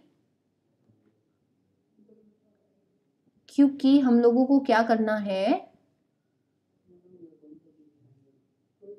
एक मिनट, क्योंकि हम लोगों को बात करनी है रेन से बात करनी है। पता नहीं रेन जवाब देगी या नहीं देगी, पर हमें बात करनी है बच्चों। रेडी हो जाओ एकदम।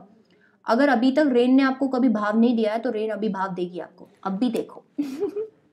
सो यहाँ पर हमारे जो पोएट है वो बात करते हैं, वो बाहर जाते हैं, बाहर देखते हैं तो ना शावर्स हो रहे होते हैं। वो शावर्स से पूछते हैं आप कौन हो, तो वो शावर्स बोलते हैं कि हम ना अर्थ की पोएम है, मतलब हम रेन है।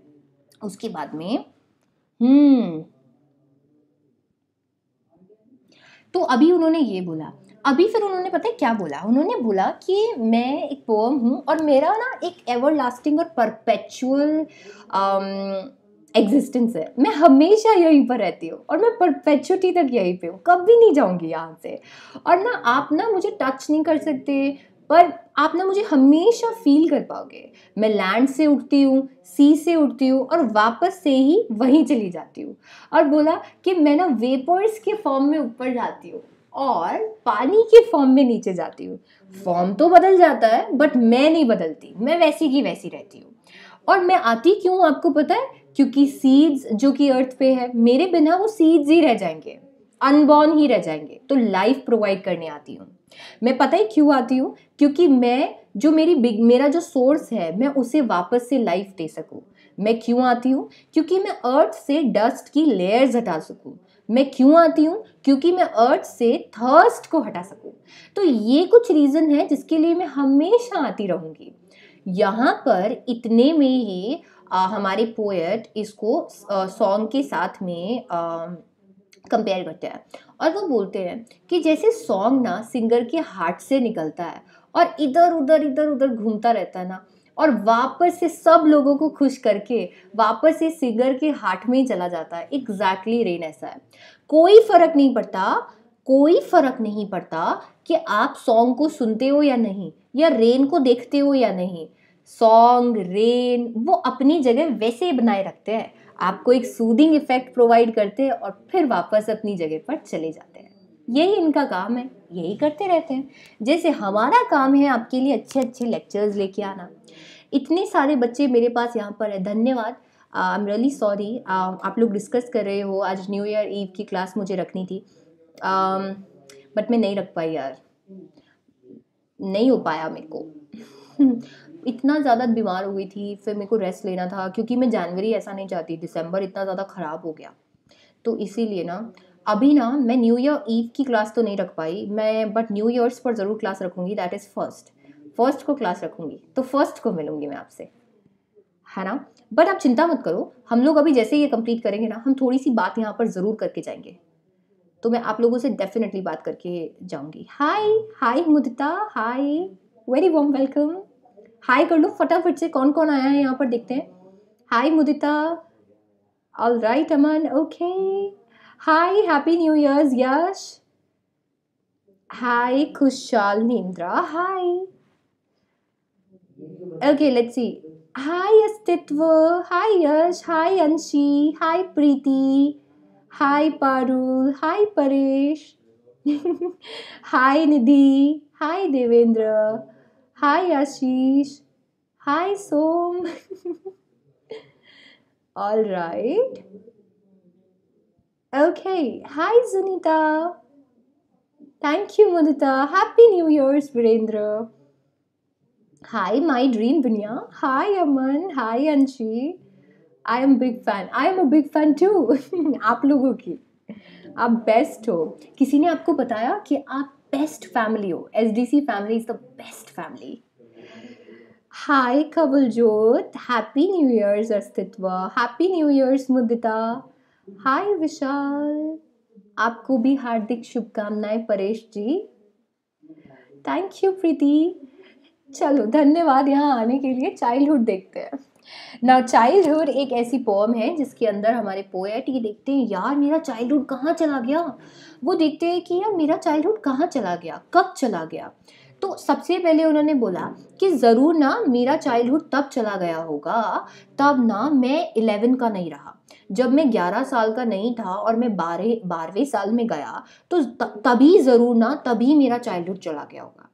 फिर उन्होंने बोला नहीं, मेरा चाइल्डहुड तब गया होगा जब मुझे पता चला कि हेल और हेवन होते ही नहीं है। मम्मी पापा बुद्धू बनाते थे और उनको हम ज्योग्राफी पे फाइंड ही नहीं कर सकते।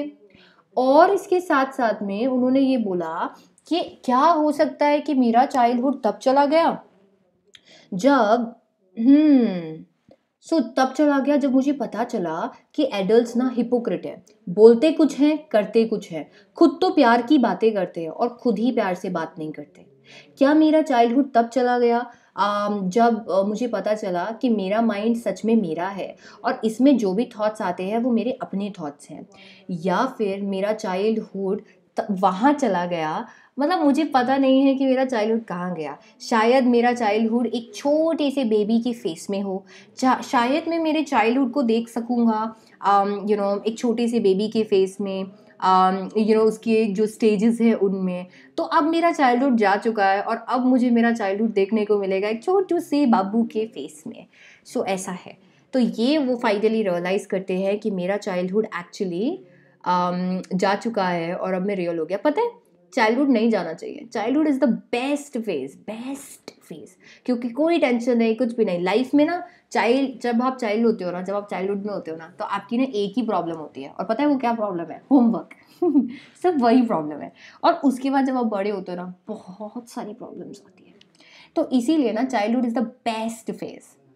तो चलिए अभी हम स्नैपशॉट का श्री गणेश कर लेते हैं, और पहला चैप्टर हम स्टार्ट करते हैं जो कि है the summer of the beautiful white horse. So summer of the beautiful white horse क्या है, लेट्स सी। ओहो पाँव दुखने लग गए, इतना कंटिन्यूस मैम बोल रही है, मैम बैठी है। Actually I had the physiotherapy problem as well, so that was the problem. entire month I couldn't actually sit properly because I have the same issue, पूरे दिन बस बैठ के पढ़ाते रहो। जब ऑफलाइन होते हैं तो फिर हम लोग आराम से वॉक भी कर सकते हैं, बट ऑनलाइन ये प्रॉब्लम है। चलो कोई बात नहीं, अभी हम स्टार्ट करते हैं। 2020 है यार, सबको अपना दुखड़ा रोने का हक है। सो अभी हम जो स्टोरी के बारे में बात कर रहे हैं, ये स्टोरी है दो बड़े ही गरीब से आर्मेनियन बॉयज के बारे में। एक लड़के का नाम है मुराद और दूसरे लड़के का नाम है आरम। नाउ ये जो मेंबर्स हैं, ये मेंबर्स हैं गैरोगेलियन फैमिली के।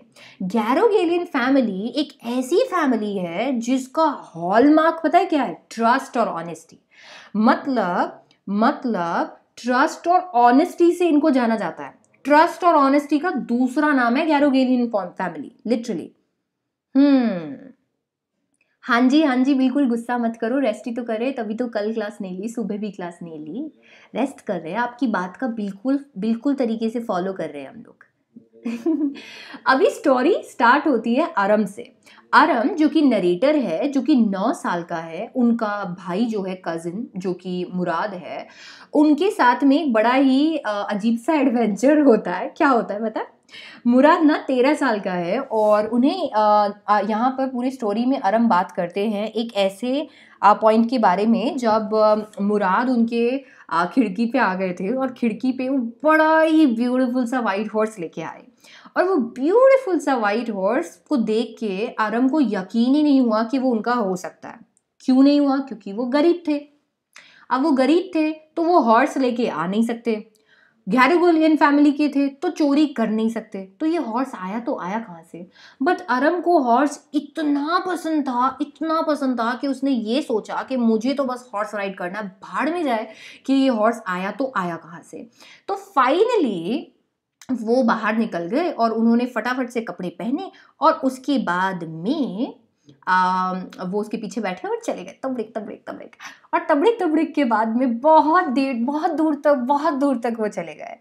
मुराद जो कि क्रेजीएस्ट फैमिली मेंबर है, उसने गाना चालू कर दिया। अब आपको पता है हमारी फैमिली में, हमारी लाइफ में कोई ना एक ऐसा इंसान होता है जो कि बहुत ही बुरा गाता है, बट उसे ऐसा लगता है ना कि वो बहुत अच्छा गाता है। मुराद भी ऐसा ही है, इतना बेसुरा था ना वो, बट फिर भी वो गाए जा रहा था। आरम को मज़ा आ रहा था क्योंकि आरम को मिल गया था हॉर्स। अभी यहाँ पे मुराद उन्हें ऐसे बोलते हैं कि मुझे ना अकेले राइड करना है, जिसके लिए आरम राजी नहीं होते। आरम बोलते हैं मुझे भी अकेले राइड करना है। मुराद बोलते हैं कि ठीक है, अगर तुम्हें हॉर्स अलाउ करे तो तुम कर लेना। तो बोला मुझे हॉर्स क्यों नहीं अलाउ करेगा, मैं भी अकेले राइड करूंगा। तो मुराद अकेले राइड करते हैं और फिर उसके बाद में आते हैं। अब जैसे ही वो वापस से आएंगे तो अभी आरम की बारी है, तो आरम बैठते हैं। आरम बैठ गए, अब क्या करना है?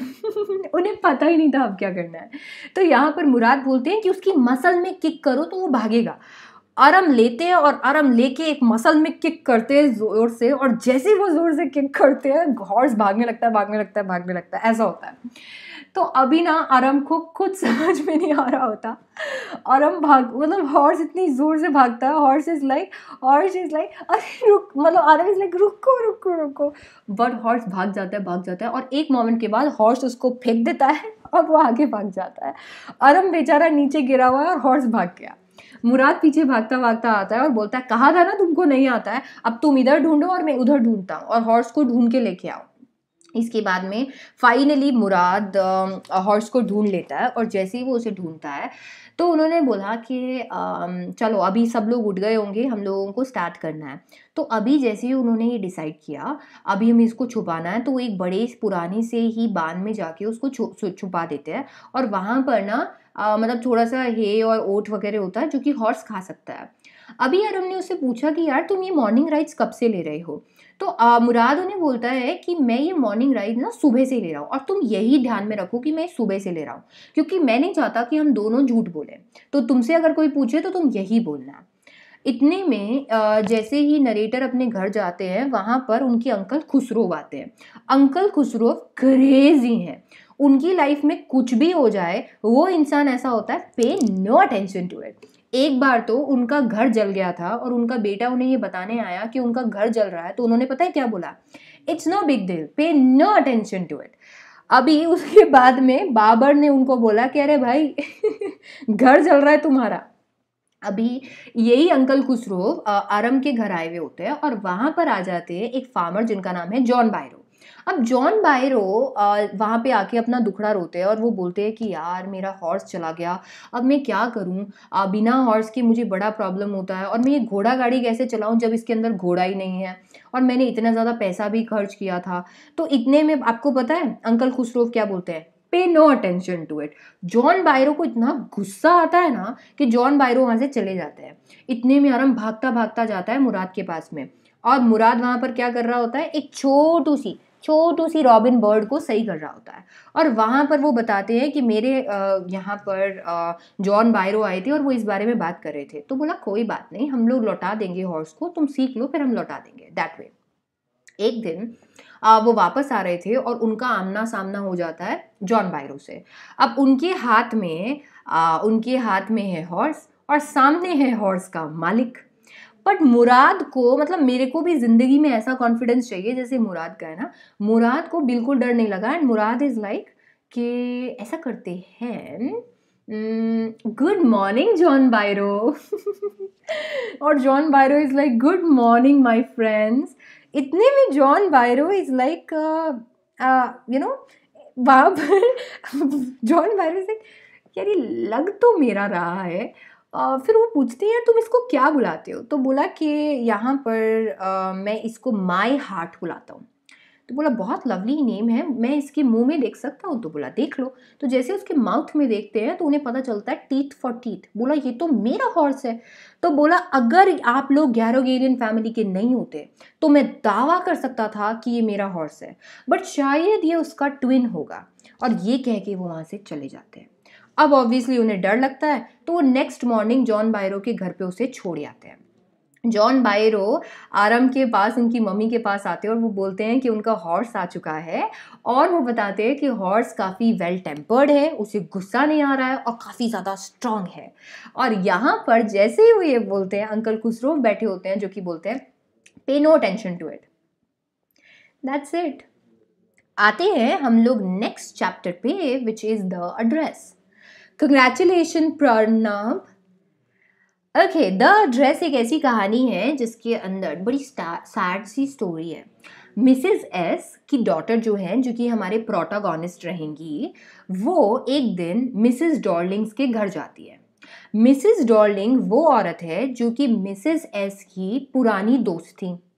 और मिसेस एस और हमारी प्रोटोगोनिस्ट, मतलब हमारी जो नरेटर है, मतलब एग्जैक्टली जो लीड है, वो क्या है, जूस थे। अब जूस थे तो वॉर में डेफिनेटली वो तो बचने नहीं वाले थे, तो ये जूस वाली वॉर का टाइम था।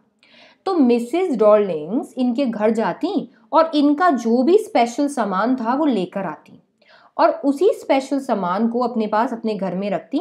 और मिसेस एस को ऐसा लग रहा था कि मिसेस डॉर्लिंग उसको लौटा देंगी, इसीलिए मिसेस एस ने अपनी बेटी को बताया कि नंबर 46 मार्कोनी स्ट्रीट पे तुम चली जाना, वहां तुम्हें सारा सामान मिल जाएगा। बहुत दिन गुजर गए, मिसेस एस की डेथ हो गई और उनकी डॉटर उस पूरे लॉस से बाहर ही नहीं निकल पा रही थी। पर एक दिन उन्होंने ये सोचा कि मुझे ना वहाँ जाना है, मुझे ना वापस मिलना है, क्योंकि ना आप इंसान ही हो यार, मतलब ना पास से ना भागा नहीं जाता। दुख होता है लाइफ में, बहुत सारे लोग चले जाते हैं, चीज़ें दूर हो जाती हैं, पर ना हम लोग उनसे हमेशा कनेक्टेड रहते हैं और वो कनेक्शन फील करने को ही हम, मतलब उस कनेक्शन से ही हम जीते हैं। तो अभी उन्होंने डिसाइड किया है कि वो मिसेस डॉर्लिंग के घर जाएंगी। और मिसेस डॉर्लिंग के घर वो जाती हैं तो उन्हें रियलाइज़ होता है कि मिसेस डॉर्लिंग तो बहुत बड़ी ग्रीडी औरत है, क्योंकि वो उन्हें पहचानने से मना कर देती है सबसे पहले तो। फिर बाद में उन्हें पता चलता है कि ये तो मेरी मम्मी का स्वेटर है जो उन्होंने पहन रखा है, कार्डिगन है।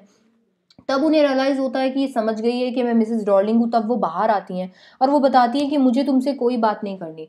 वो इतनी ज़्यादा ग्रीडी हैं कि वो ये पूछती हैं कि तुम बच गई क्या? और इसके बाद में उनके फेस पे वो डोर मार के चली जाती हैं।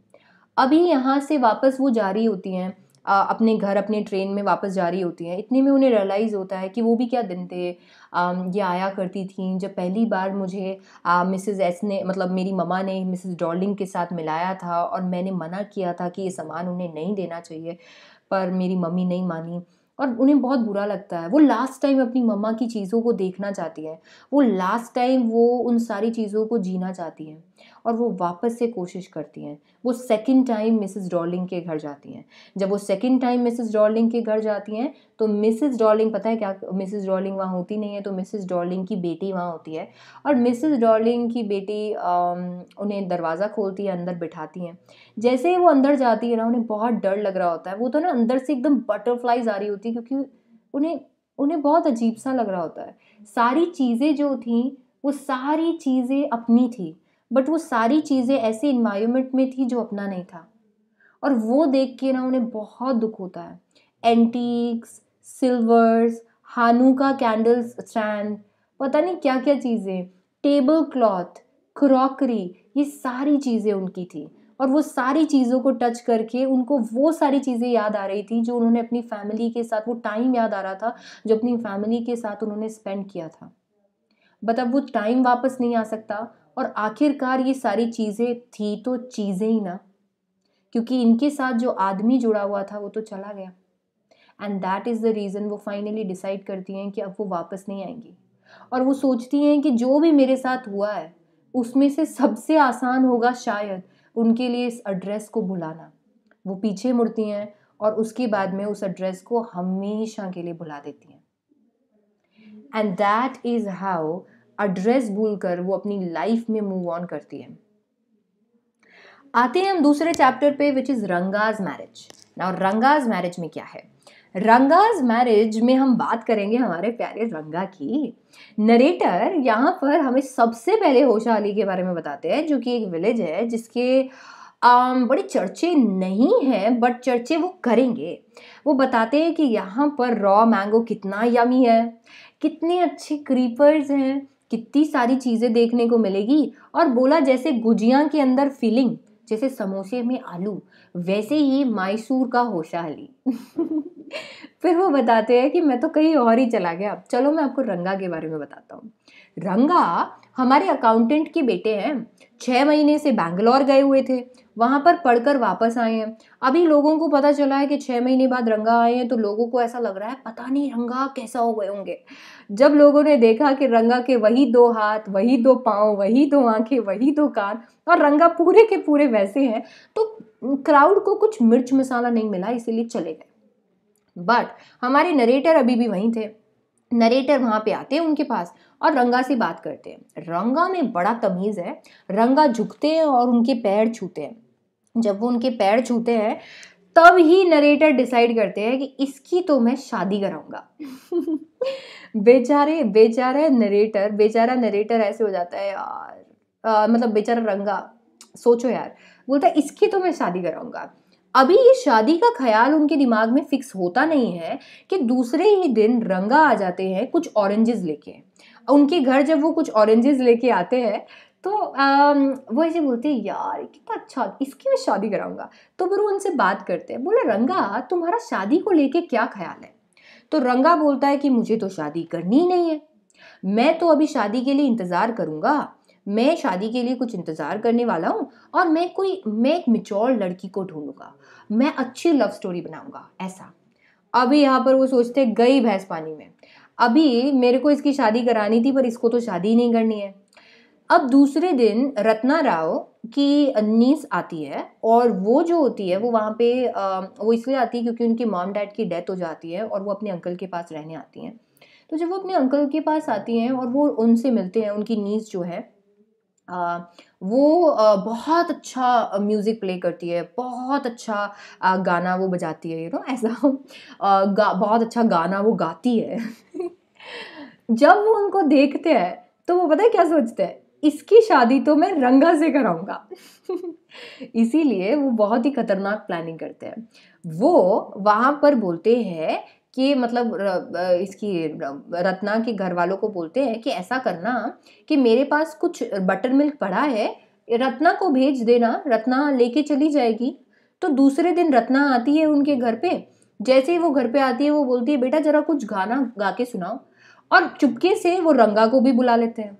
रत्ना गाना गा रही होती है और इतने में रंगा वहां आ जाते हैं। रंगा एकदम लट्टू हो जाता है। रंगा देखते हो, oh my God, love at first sight. रंगा इज मेस्मराइज्ड, खो जाता है वो एकदम ऐसे।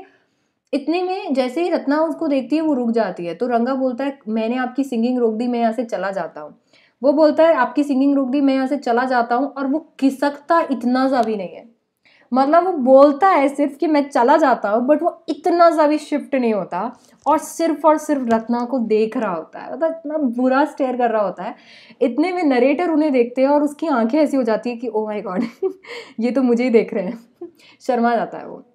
इसके बाद में रत्ना चली जाती है। रंगा पूछता है कि ये कौन है? तो बोला कि कोई भी हो, मेरी शादी हो चुकी है, तुम्हें शादी करनी नहीं है, तो फिर क्या फर्क फर्क पड़ता है कि ये कौन है? बोला फिर भी, बोला ये रत्ना है, अच्छा गाना गाती है। बोला पर इसकी शादी हो गई है। और रत्ना ऐसे रंगा ऐसे हो जाता है, इसकी शादी हो गई। वो छन से जो टूटे हुए सपना आ जाता है उसके। पीछे बैकग्राउंड सॉन्ग। अभी थोड़े टाइम में अभी उनको पता चल जाता है ये इमोशन है जिसका इंतजार हमारे नरेटर कर रहे थे। नरेटर गांव के शास्त्री के पास जाते हैं और कुछ प्लान करते हैं, और बोलते हैं कि मैं कल रंगा को लेके आऊंगा और तुम्हें ये बोलना है। तो पीछे से वो रत्ना रंगा के पास जाते हैं और रंगा को बोलते हैं रंगा, जब मेरे लिए लड़की ढूंढ रहे थे तब मेरा भी ऐसा ही हाल था, तो क्यों ना हम लोग एक शास्त्री के पास जाएं और देखें कि तुम्हारे साथ प्रॉब्लम क्या है, क्या तुम्हारा गुरु शनि ये वो सब सही है कि नहीं है। तो बोलता है चलो चलो चलो।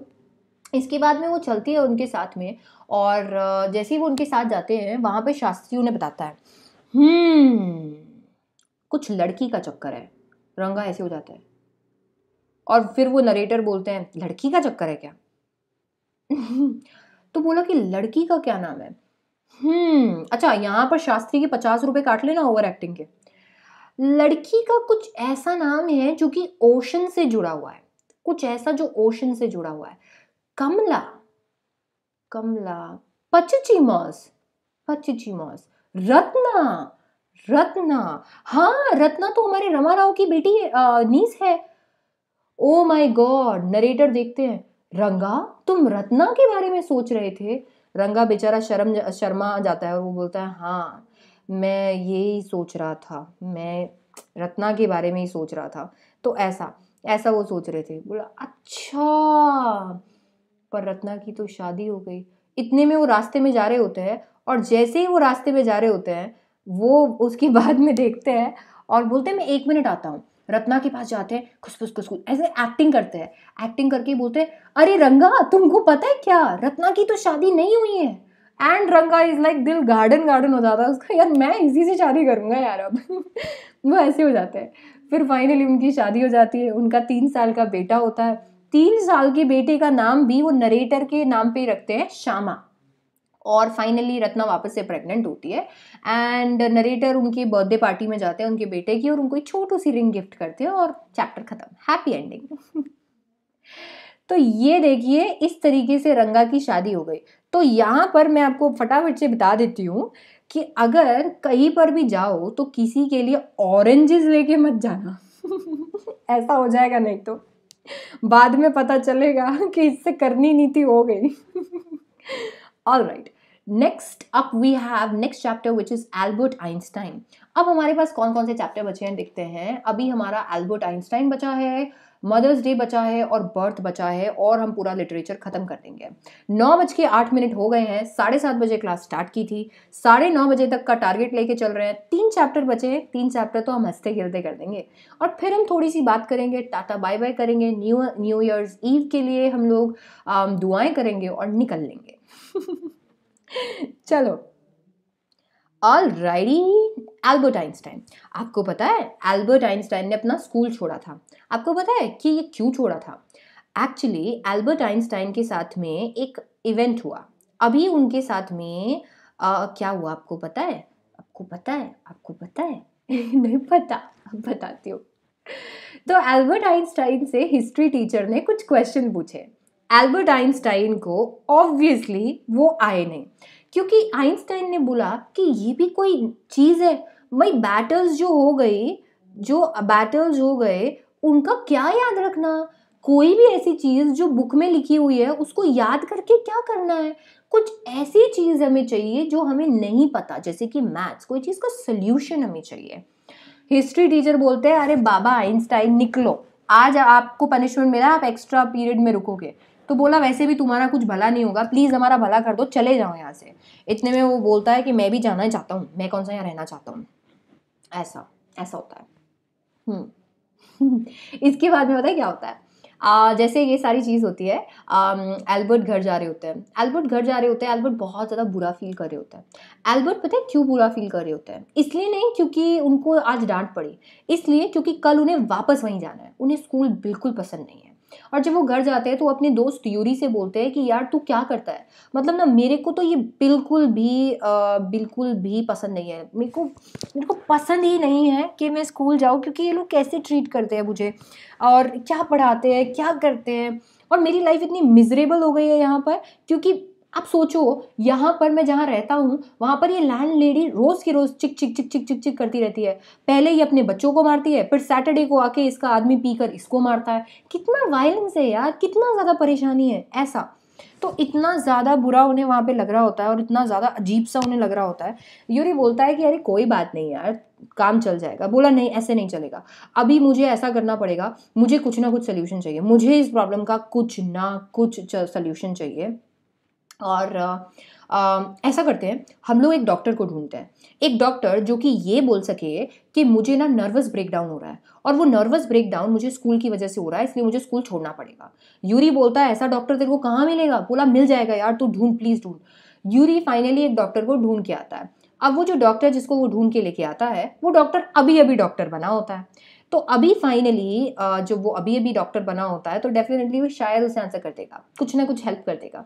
यूरी का वो बहुत अच्छा दोस्त होता है, तो यूरी वो अरेंजमेंट करता है। इससे पहले अभी यहीं से चालू नहीं हुआ ये। आइंस्टाइन ने बहुत कोशिश की है अपने परिवार के लोगों को भी ये बोलने की। एल्सा जो कि उनकी कज़न है, जो कि उनसे मिलने आई थी, उनको भी उन्होंने यही बोला कि यार मुझे ना मुझे स्कूल नहीं पसंद है और ये वो। तो उन्होंने भी यही बोला कि रट ले, रट के लिख के आ जा, बस यही तो चाहिए। बोला यही तो नहीं होता है, मुझे रटना पसंद नहीं है, मुझे बिना बात के रट के और कुछ भी लिख के आना बिल्कुल पसंद नहीं है, मैं नहीं करूँगा ये। मुझे ना लाइफ में ये पढ़ना है और मैं वो पढ़ना चाहता हूँ जो मुझे पढ़ना है, मुझे वो फालतू चीज़ें नहीं पढ़नी है। वहाँ साइंसेस भी नहीं पढ़ाते, कुछ भी नहीं पढ़ाते हैं। तो बोला ऐसा। तो ये सारी बातें उन्होंने ऑलरेडी कर दी थी, फिर भी उनका परिवार समझता ही नहीं था। तो अभी उन्होंने फाइनली ये डिसाइड किया और वो इतने ज़्यादा नर्वस हो गए और वो फाइनली डॉक्टर के पास गए। जब वो डॉक्टर के पास जाते हैं तो डॉक्टर बोलता है कि क्या बात है? तो उन्होंने बोला कि मुझे ऐसा ऐसा चाहिए। बोला आप चिंता मत करो, मुझे यूरी ने सब कुछ बता दिया। तो बोला फिर भी आप मेरे लिए ये करने को तैयार हो? बोला हाँ, अगर आपको सच में नर्वस ब्रेकडाउन होता ही नहीं ना तो आप यहाँ आते ही नहीं ऑन द फर्स्ट प्लेस। आपको ऐसा हुआ है तभी आप यहाँ पर आए हो। पर आप मुझे ये बताओ कि आप क्या करने वाले हो, लाइक आप क्या करोगे अगर मैं आपको छुट्टी दिलवा दूंगा? तो बोला कि मैं ना कॉलेज में एडमिशन ले लूँगा। तो बोला आप कॉलेज में एडमिशन कैसे लोगे? तो बोला कि मैं इसीलिए मैं कॉलेज में एडमिशन एक्चुअली मेरे मैथ्स वाले टीचर से रेफरेंस लिखवाऊंगा और रेफरेंस लिखवा के ले लूँगा। तो बोला चलो ठीक है, मैं ऐसा करता हूँ, मैं 6 महीने का सर्टिफिकेट बना देता हूँ। वो 6 महीने का सर्टिफिकेट बना देते हैं, बात खत्म। अब वो बहुत खुश होते हैं, वो यूरी को डिनर पे भी लेके जाते हैं। एंड इसके बाद में हम लोग वो स्कूल जाते हैं और वो सोचता है कि मुझे फटाफट से क्या करना है, मुझे फटाफट से रेफरेंस लेके आना है और रेफरेंस लेके मैं स्कूल को बाय बाय कर दूंगा। जैसे वो स्कूल जाते हैं, अपने मैथ्स टीचर से रेफरेंस लिखवाते हैं। मैथ्स टीचर बोलते हैं कि आप अभी नहीं जाते तो आप डेफिनेटली भी चले ही जाते। कैसे चले जाते ये उन्हें समझ में नहीं आ रहा था। इसके बाद में उन्हें हेडमास्टर बुलाते हैं और तब उन्हें समझ में आता है। हेडमास्टर उन्हें बुलाते हैं और बोलते हैं आइंस्टाइन बड़े दुख की बात है। बट मैं तुम्हें ये बोलना चाहता हूँ कि जब तुम क्लास में होते हो ना, ना तो तुम पढ़ते हो और ना किसी को तुम पढ़ाने देते हो। अब बड़ा मुश्किल हो गया है तुमको स्कूल में रखना, इसीलिए मैं चाहता हूँ कि मैं तुम्हें सस्पेंड कर दूँ स्कूल से। एंड आइंस्टाइन को इतना गुस्सा आता है, इतना गुस्सा आता है। आइंस्टाइन बोलता है कि यार, मैं यहाँ पे सर्टिफिकेट लेके आया हूँ तुम्हारे इस घटिया से स्कूल के लिए, बट वो कुछ बोलते नहीं हैं। वो वहाँ पे बड़ा आराम से रिलैक्स करते हैं और वो बस उसको पी जाते हैं, मतलब पूरा गुस्सा एकदम से, और बोलते हैं कि तुम यहाँ से जाना होगा। तो बोला ठीक है, मैं यहाँ से चला जाता हूँ। बोला गेट बंद करके जाओ। आइंस्टाइन इग्नोर करके वहाँ से निकल जाते हैं।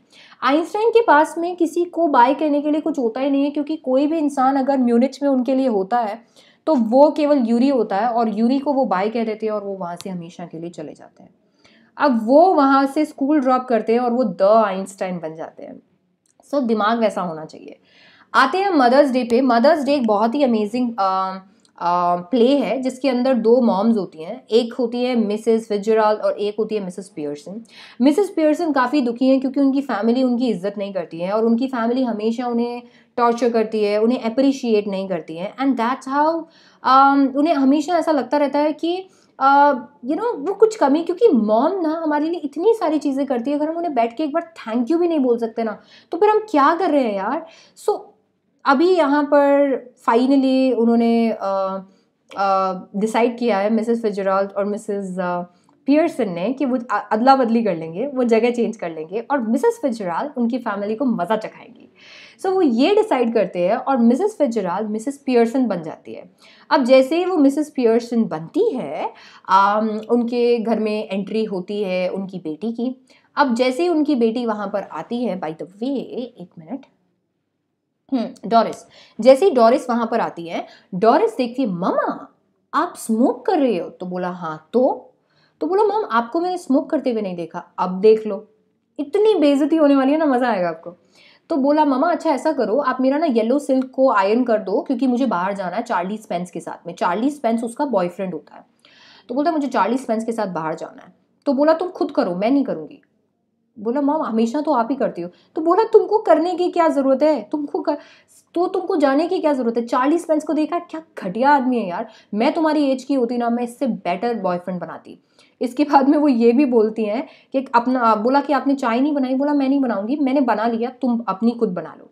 तो इतना ज्यादा अजीब सा देख के और चार्ली स्पेंस की इतनी बुराई देख के डोरिस रोने लग जाती है। इसके बाद में उन्होंने वहाँ पे सिरिल आते हैं। सिरिल उनके बेटे होते हैं। सिरिल देखते हैं कि ममा चाय बना दी। बोला नहीं बनाई, मैंने पी लिया, तुम बना लो। सिरिल को भी गुस्सा आता है। इतने में वो सिरिल से पूछती है कि हमारे पास कुछ स्टाउट पड़ी है क्या। तो बोला हाँ 1-2 बॉटल होगी। स्टाउट अल्कोहलिक बेवरेज होती है। तो बोलता है कि हाँ होगी, आप क्यों पूछ रहे हो, पीनी है इसलिए पूछ रही हूँ। तो बोला मम्मी इस टाइम पे, और वो भी आप तो पीती ही नहीं हो। बोला मर मेरे को पीनी है। वो स्टाउट निकालती है, वो पीने लग जाती है और वो बोलती है कि आज मम्मी को क्या हुआ है। और वो दोनों डिस्कशंस करते हो। बोला हमने कुछ किया है क्या। बोला नहीं नहीं हमने कुछ नहीं किया। बोला देखो ये फालतू की बातें तुम करो मत। तो बोला हम लोग जोक्स कर रहे थे। बोला जोक्स कर रहे थे तुम, क्या जोक था जरा मेरे को भी बताना। तो बोला कि आपको समझ नहीं आएंगे। बोला जो जोक तुम अभी कर रहे हो ना, वो जोक मैंने करके छोड़ दिए, कैसे समझ में नहीं आएंगे। बोला छोड़ो यार। इसके बाद में वो फाइनली बोलते हैं कि मम्मा हमने ऐसा किया क्या, आप ऐसा क्यों कर रहे हो, हम लोग इतना काम करते हैं तो हम लोग डिजर्व करते हैं कि हमारे लिए कोई चाय बना के रखे। तो बोला मैं तुमसे ज़्यादा काम करती हूँ और अभी फ़िलहाल का मेरा काम हो गया है। अब से मैं 8 घंटे 5 दिन काम करने वाली हूँ और 2 दिन की मैं छुट्टी लेने वाली हूँ। और अगर उस दिन भी मुझे कुछ काम करना पड़ा तो तुम्हें मुझे प्लीज़ करके बोलना पड़ेगा, नहीं तो मैं कोई काम नहीं करूँगी। ओह माय गॉड, वो लोग ऐसे हो जाते हैं मम्मा क्या हो गया ये, 8 घंटे ये वो प्लीज़ वगैरह एकदम से ऐसे हो जाता है। इतने में पता है क्या होता है, इतने में जॉर्ज आते हैं जो कि मिसेस पियर्सन के हस्बैंड होते हैं। जॉर्ज देखते हैं और जॉर्ज बोलते हैं तो वहाँ पे डोरिस रो रही होती है और डोरिस वहाँ रो रही होती है। तो बोला तुम रो क्यों रही हो। बोला आपको भी पता चल जाएगा। अब ये बोलते ही जॉर्ज मिसेस पियर्सन के पास आते हैं जो कि एक्चुअली मिसेस फिट्जराल्ड है। वो बोलती है कि क्या हुआ, ये ऐसे क्यों बोल रही है, खुद पूछ लो। तो बोला तुम ये क्या पी रही हो स्टाउट इस टाइम पे। बोला हाँ तुम तो पीती नहीं हो ना। तो बोला चलो सरप्राइजेस के लिए रेडी हो जा। बोला मुझे कुछ सरप्राइज वरप्राइज के लिए रेडी नहीं होना। मैं ये चाहता हूँ कि मैं तुमको बताने वाला था, मैं चाय नहीं पीऊँगा क्योंकि मुझे ना एक्चुअली क्लब जाना है और क्लब में आज मेरा कुछ और प्रोग्राम है ये वो। तो बोलता मैंने बनाई भी नहीं है। तो बोला तुमने चाय नहीं बनाई। बोला नहीं बनाई। बोला अच्छा है ना नहीं बनाई, अभी वेस्ट हो जाती। तो बोला क्यों नहीं बनाई। बोला तुम गधे हो। तुमको चाय पीनी नहीं है, मैंने इसलिए नहीं बनाई। क्या तुम ये चीज क्लब में भी करते हो कि भाई सुन, मेरे को बियर पीनी नहीं है, और फिर उसको 2 चमेट मारते हो और बोलते हो कि तूने बियर क्यों नहीं पी? तुम पागल हो क्या? अगर तुम ऐसा करोगे ना तो लोग तुम पर और हंसेंगे, और हंसेंगे। अभी हंसते हैं क्या? बोला हाँ। बोला क्लब में ना तुम्हारे पीछे सब लोग तुमको पॉम्पी ऑम्पी पियर्सन बुलाते हैं, सब तुम्हारा मजाक बनाते हैं, सब लोग हंसते हैं तुमके ऊपर, तुम्हारे ऊपर। तो इतने में वो बोलता है ऐसा कुछ नहीं है। फिर वो सिरिल से पूछता है, सिरिल सच में ऐसा है? वो बोलता है हाँ पापा बुलाते तो हैं। वो एकदम से उसको ऐसा हो जाता है छन से जो टूटे कोई सपना, background music, and he is like. फिर सिरिल बोलता है मामा आपको ये बात नहीं बतानी चाहिए थी। बोला क्यों नहीं बतानी चाहिए थी? ये क्लब क्लब क्लब करता रहता है, इसकी बीवी यहाँ पर है, बच्चे यहाँ पर है, सोचता ही नहीं है। और तुम लोग तीनों नहीं सोचते हो, आते हो ऑर्डर्स देते हो, ऑर्डर्स लेते हो, चले जाते हो, फिर आ जाते हो। तो बोला कि यार ये क्या है, मेरे को क्या हो गया? इतने में असली मिसेस पियर्सन वहां आ जाती है और वो देखती हैं कि इतना तबाही मची हुई होती है। उनके मुंह से 2-3 शब्द निकल जाते हैं जैसे कि सिरिल और जॉर्ज, जबकि वो पड़ोसन होती हैं, क्योंकि उन लोगों को तो वो पड़ोसन ही लगती है ना। इसीलिए वो ये बोलते हैं कि इसीलिए वो ये बोलती है कि ना आप हमें हमारे नाम से मत बुलाइए, मिस्टर और ये सब कुछ लगाइए, ऐसे वो बोलता है। तो वो ऐसी सारी चीज़ें बोलती है। वो बोलते हैं यार मेरे को 2 मिनट दो, मैं इससे बात करती हूँ, क्योंकि अभी मिसेस पियर्सन को लगा कि भाई मिसेस फिट्जराल्ड तो मेरा डाइवोर्स कराएंगी। तो वो फाइनली 2 मिनट लेती है और वो बोलती है मिसेस फिट्जराल्ड फटाफट से मुझे चेंज कर दो, मैं नहीं चाहती हूँ कि अब ऐसा कुछ भी हो, प्लीज़ प्लीज़ प्लीज़। बहुत रिक्वेस्ट करने के बाद में वो उनसे चेंज कर देती है। अब जैसे ही वो उसको चेंज कर देती है तो अभी वो बोलती है कि देखो मैंने बहुत मेहनत की है, अब तुम जाके इनसे सॉरी मत बोल देना या इनको एक्सप्लेन करने मत लग जाना। तुम यहाँ पर मालकिन हो तो डेफिनेटली तुम मालकिन के जैसे रिएक्ट करो, तुम्हें जो चाहिए वो तो ये तुम्हारे लिए करेंगे, तुम्हें चाहिए क्या? बोला मैं चाहती हूँ बच्चे मेरे लिए डिनर बनाए और हम लोग सब रमी खेलें। तो फिर वो बच्चों को बुलाती है और बोलती है कि आज तुम लोग मेरे लिए डिनर बनाओ और हम लोग रमी खेलेंगे। ये वो चीज़ बोलती है और बच्चे वैसा ही करते हैं और वो काफ़ी हैप्पी होती है और मिसेस फिट्जराल्ड वहाँ से चली जाती है। सो ये था हमारा play Mother's Day. Last chapter हमारे सामने आ गया है विच इज बर्थ। बर्थ हमारा लास्ट चैप्टर है। बर्थ में क्या होता है actually? Birth is a chapter जिसके अंदर एंड्रयू मैनसन, जो कि अभी अभी नए नए डॉक्टर बने होते हैं, वो उनको हम एकदम स्टार्टिंग चैप्टर की वहां से होती है। एंड्रयू मैनसन, हाँ, एंड्रयू मैनसन अभी बड़ी टेंशन में होते हैं क्योंकि अभी अभी उनकी गर्लफ्रेंड क्रिस्टीन से उनकी थोड़ी सी लड़ाई हुई होती है और वो काफ़ी ज़्यादा टेंशन में होते हैं। इतने में ही जो मॉर्गन जो है वो उन्हें बुलाते हैं और मतलब वो वहाँ पहुँचते हैं। तो जो मॉर्गन बोलते हैं यार मैं तुम्हारा इंतज़ार कर रहा था, मेरी वाइफ जो है सुजैन मॉर्गन वो तुम्हारा इंतज़ार कर रही थी क्योंकि वो लेबर में है और लेबर में है, वो प्रेग्नेंट थी। तो बोला कि ठीक है मैं जाता हूँ।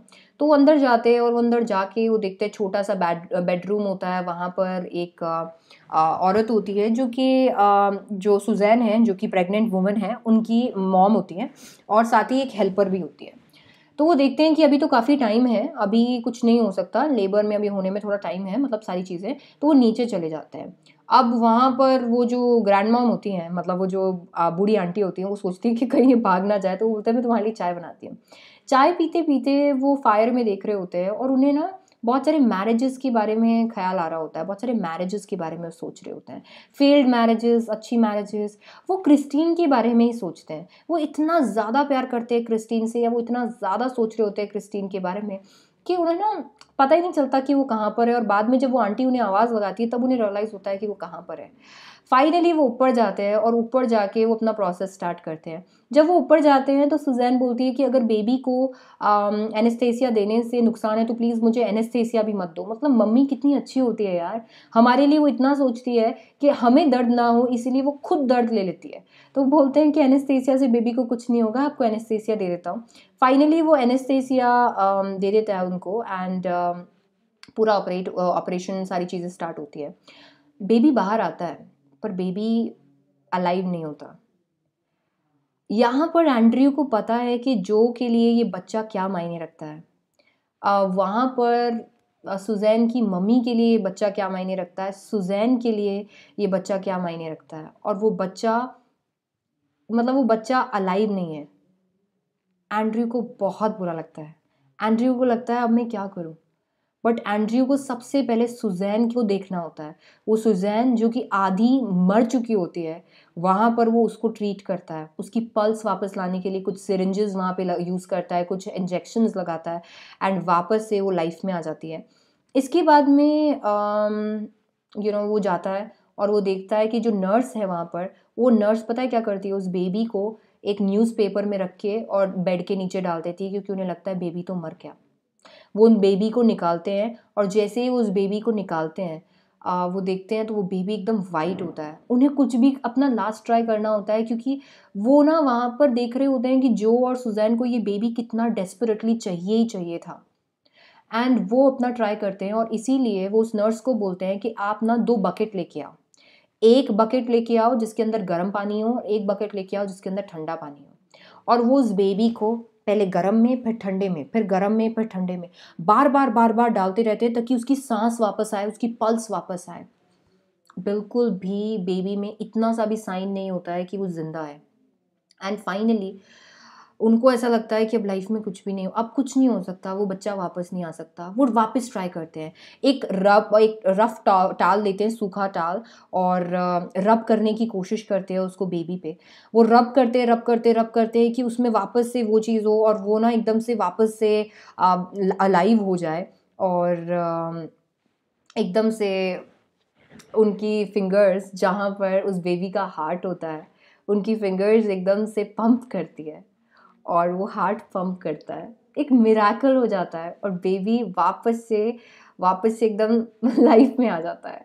अभी थोड़ा सा टाइम लगता है और बेबी वाइट से पिंक होने लगता है, क्योंकि वो जिंदा है, उसके अंदर ब्लड फ्लो करने लगता है, चीज़ें बेटर हो जाती है, और यू नो एकदम मिराक्युलस चीज़ होती है। वो उस बच्चे को हैंड ओवर करते हैं, इतना ज़्यादा थक जाते हैं, क्रिस्टीन के बारे में सोच रहे होते हैं, अपनी गर्लफ्रेंड के बारे में सोच रहे होते हैं, उस बेबी के बारे में, इतना मेंटली थक जाते हैं कि फाइनली वो नर्स को बोलते हैं मैं बैग कल लूँगा, और उसके बाद में अंदर जाते हैं, बाहर जाते हैं, और बाहर जाके देखते हैं तो जो वहीं पे होता है इतने घंटों से, जो अपने पापा की ड्यूटी पूरे कर रहे होते हैं, और वो सोच रहे होते हैं यार, मतलब उनको बिल्कुल इतनी हिम्मत नहीं होती कि वो अंदर जाके ये सारी चीज़ें देखें, और उनको बड़ा अजीब सा वहाँ पे लग रहा होता है। और जैसे ही वो ये बताते हैं कि यहाँ पर ये बेबी अलाइव है, और मम्मी और बेबी दोनों हैप्पी है, और दोनों हेल्दी है, तो फटाफट से अंदर भागते हैं, और वहाँ से हमारे एंड्रयू मैनसन अपने घर चले जाते हैं। वहाँ पर उन्हें ऐसा लगता है कि उन्होंने अपनी लाइफ में कुछ अचीव किया है, क्योंकि वॉटेवर जो वहाँ पर हो रहा होता है, वो उन्हें ऐसा लगता है कि अब मैंने लाइफ में कुछ जाके अचीव किया है। सो बेसिकली ये थी हमारी स्टोरी बर्थ, और इसी के साथ में आपका पूरा जो लिटरेचर है वो हो गया है मेरे बच्चों कंप्लीट। और आई होप आपको लिटरेचर में किसी तरीके की परेशानी अब नहीं आने वाली है, ठीक है। तो अभी यहाँ पर आपको हम लोगों ने मतलब हम लोगों ने बहुत सारे चैप्टर्स यहाँ पर देखे, पोएम्स भी देखे, और यहाँ पर हमने पूरा लिटरेचर कंप्लीट कर दिया। 2 घंटे अभी होने में 4 मिनट भी बचे हुए हैं, सोचो। तो ये सारे स्लाइड्स हमने देख लिए थे। आप चाहें तो आप मुझे स्पेशल पे ज्वाइन कर सकते हैं, और स्पेशल फ्री है, उसके लिए आप कोड यूज़ कर सकते हैं SDC लाइव या SDC 18 मेरी क्लासेस देखने के लिए। अगर आप चाहते हो तो आप यूज़ कर सकते हो SDC लाइव और SDC 18 प्लस के लिए भी। सो उससे आपको 10% डिस्काउंट मिलने वाला है। All right, yes, thank you. All right, so first of all let me just tell you कि ये रहा हमारा प्लस कोड है SDC 18, जिससे आपको 10% डिस्काउंट मिलने वाला है, और 11th एंड 12th के प्लस और आइकॉनिक सब्सक्रिप्शन पे ये आपको मिलने वाला है।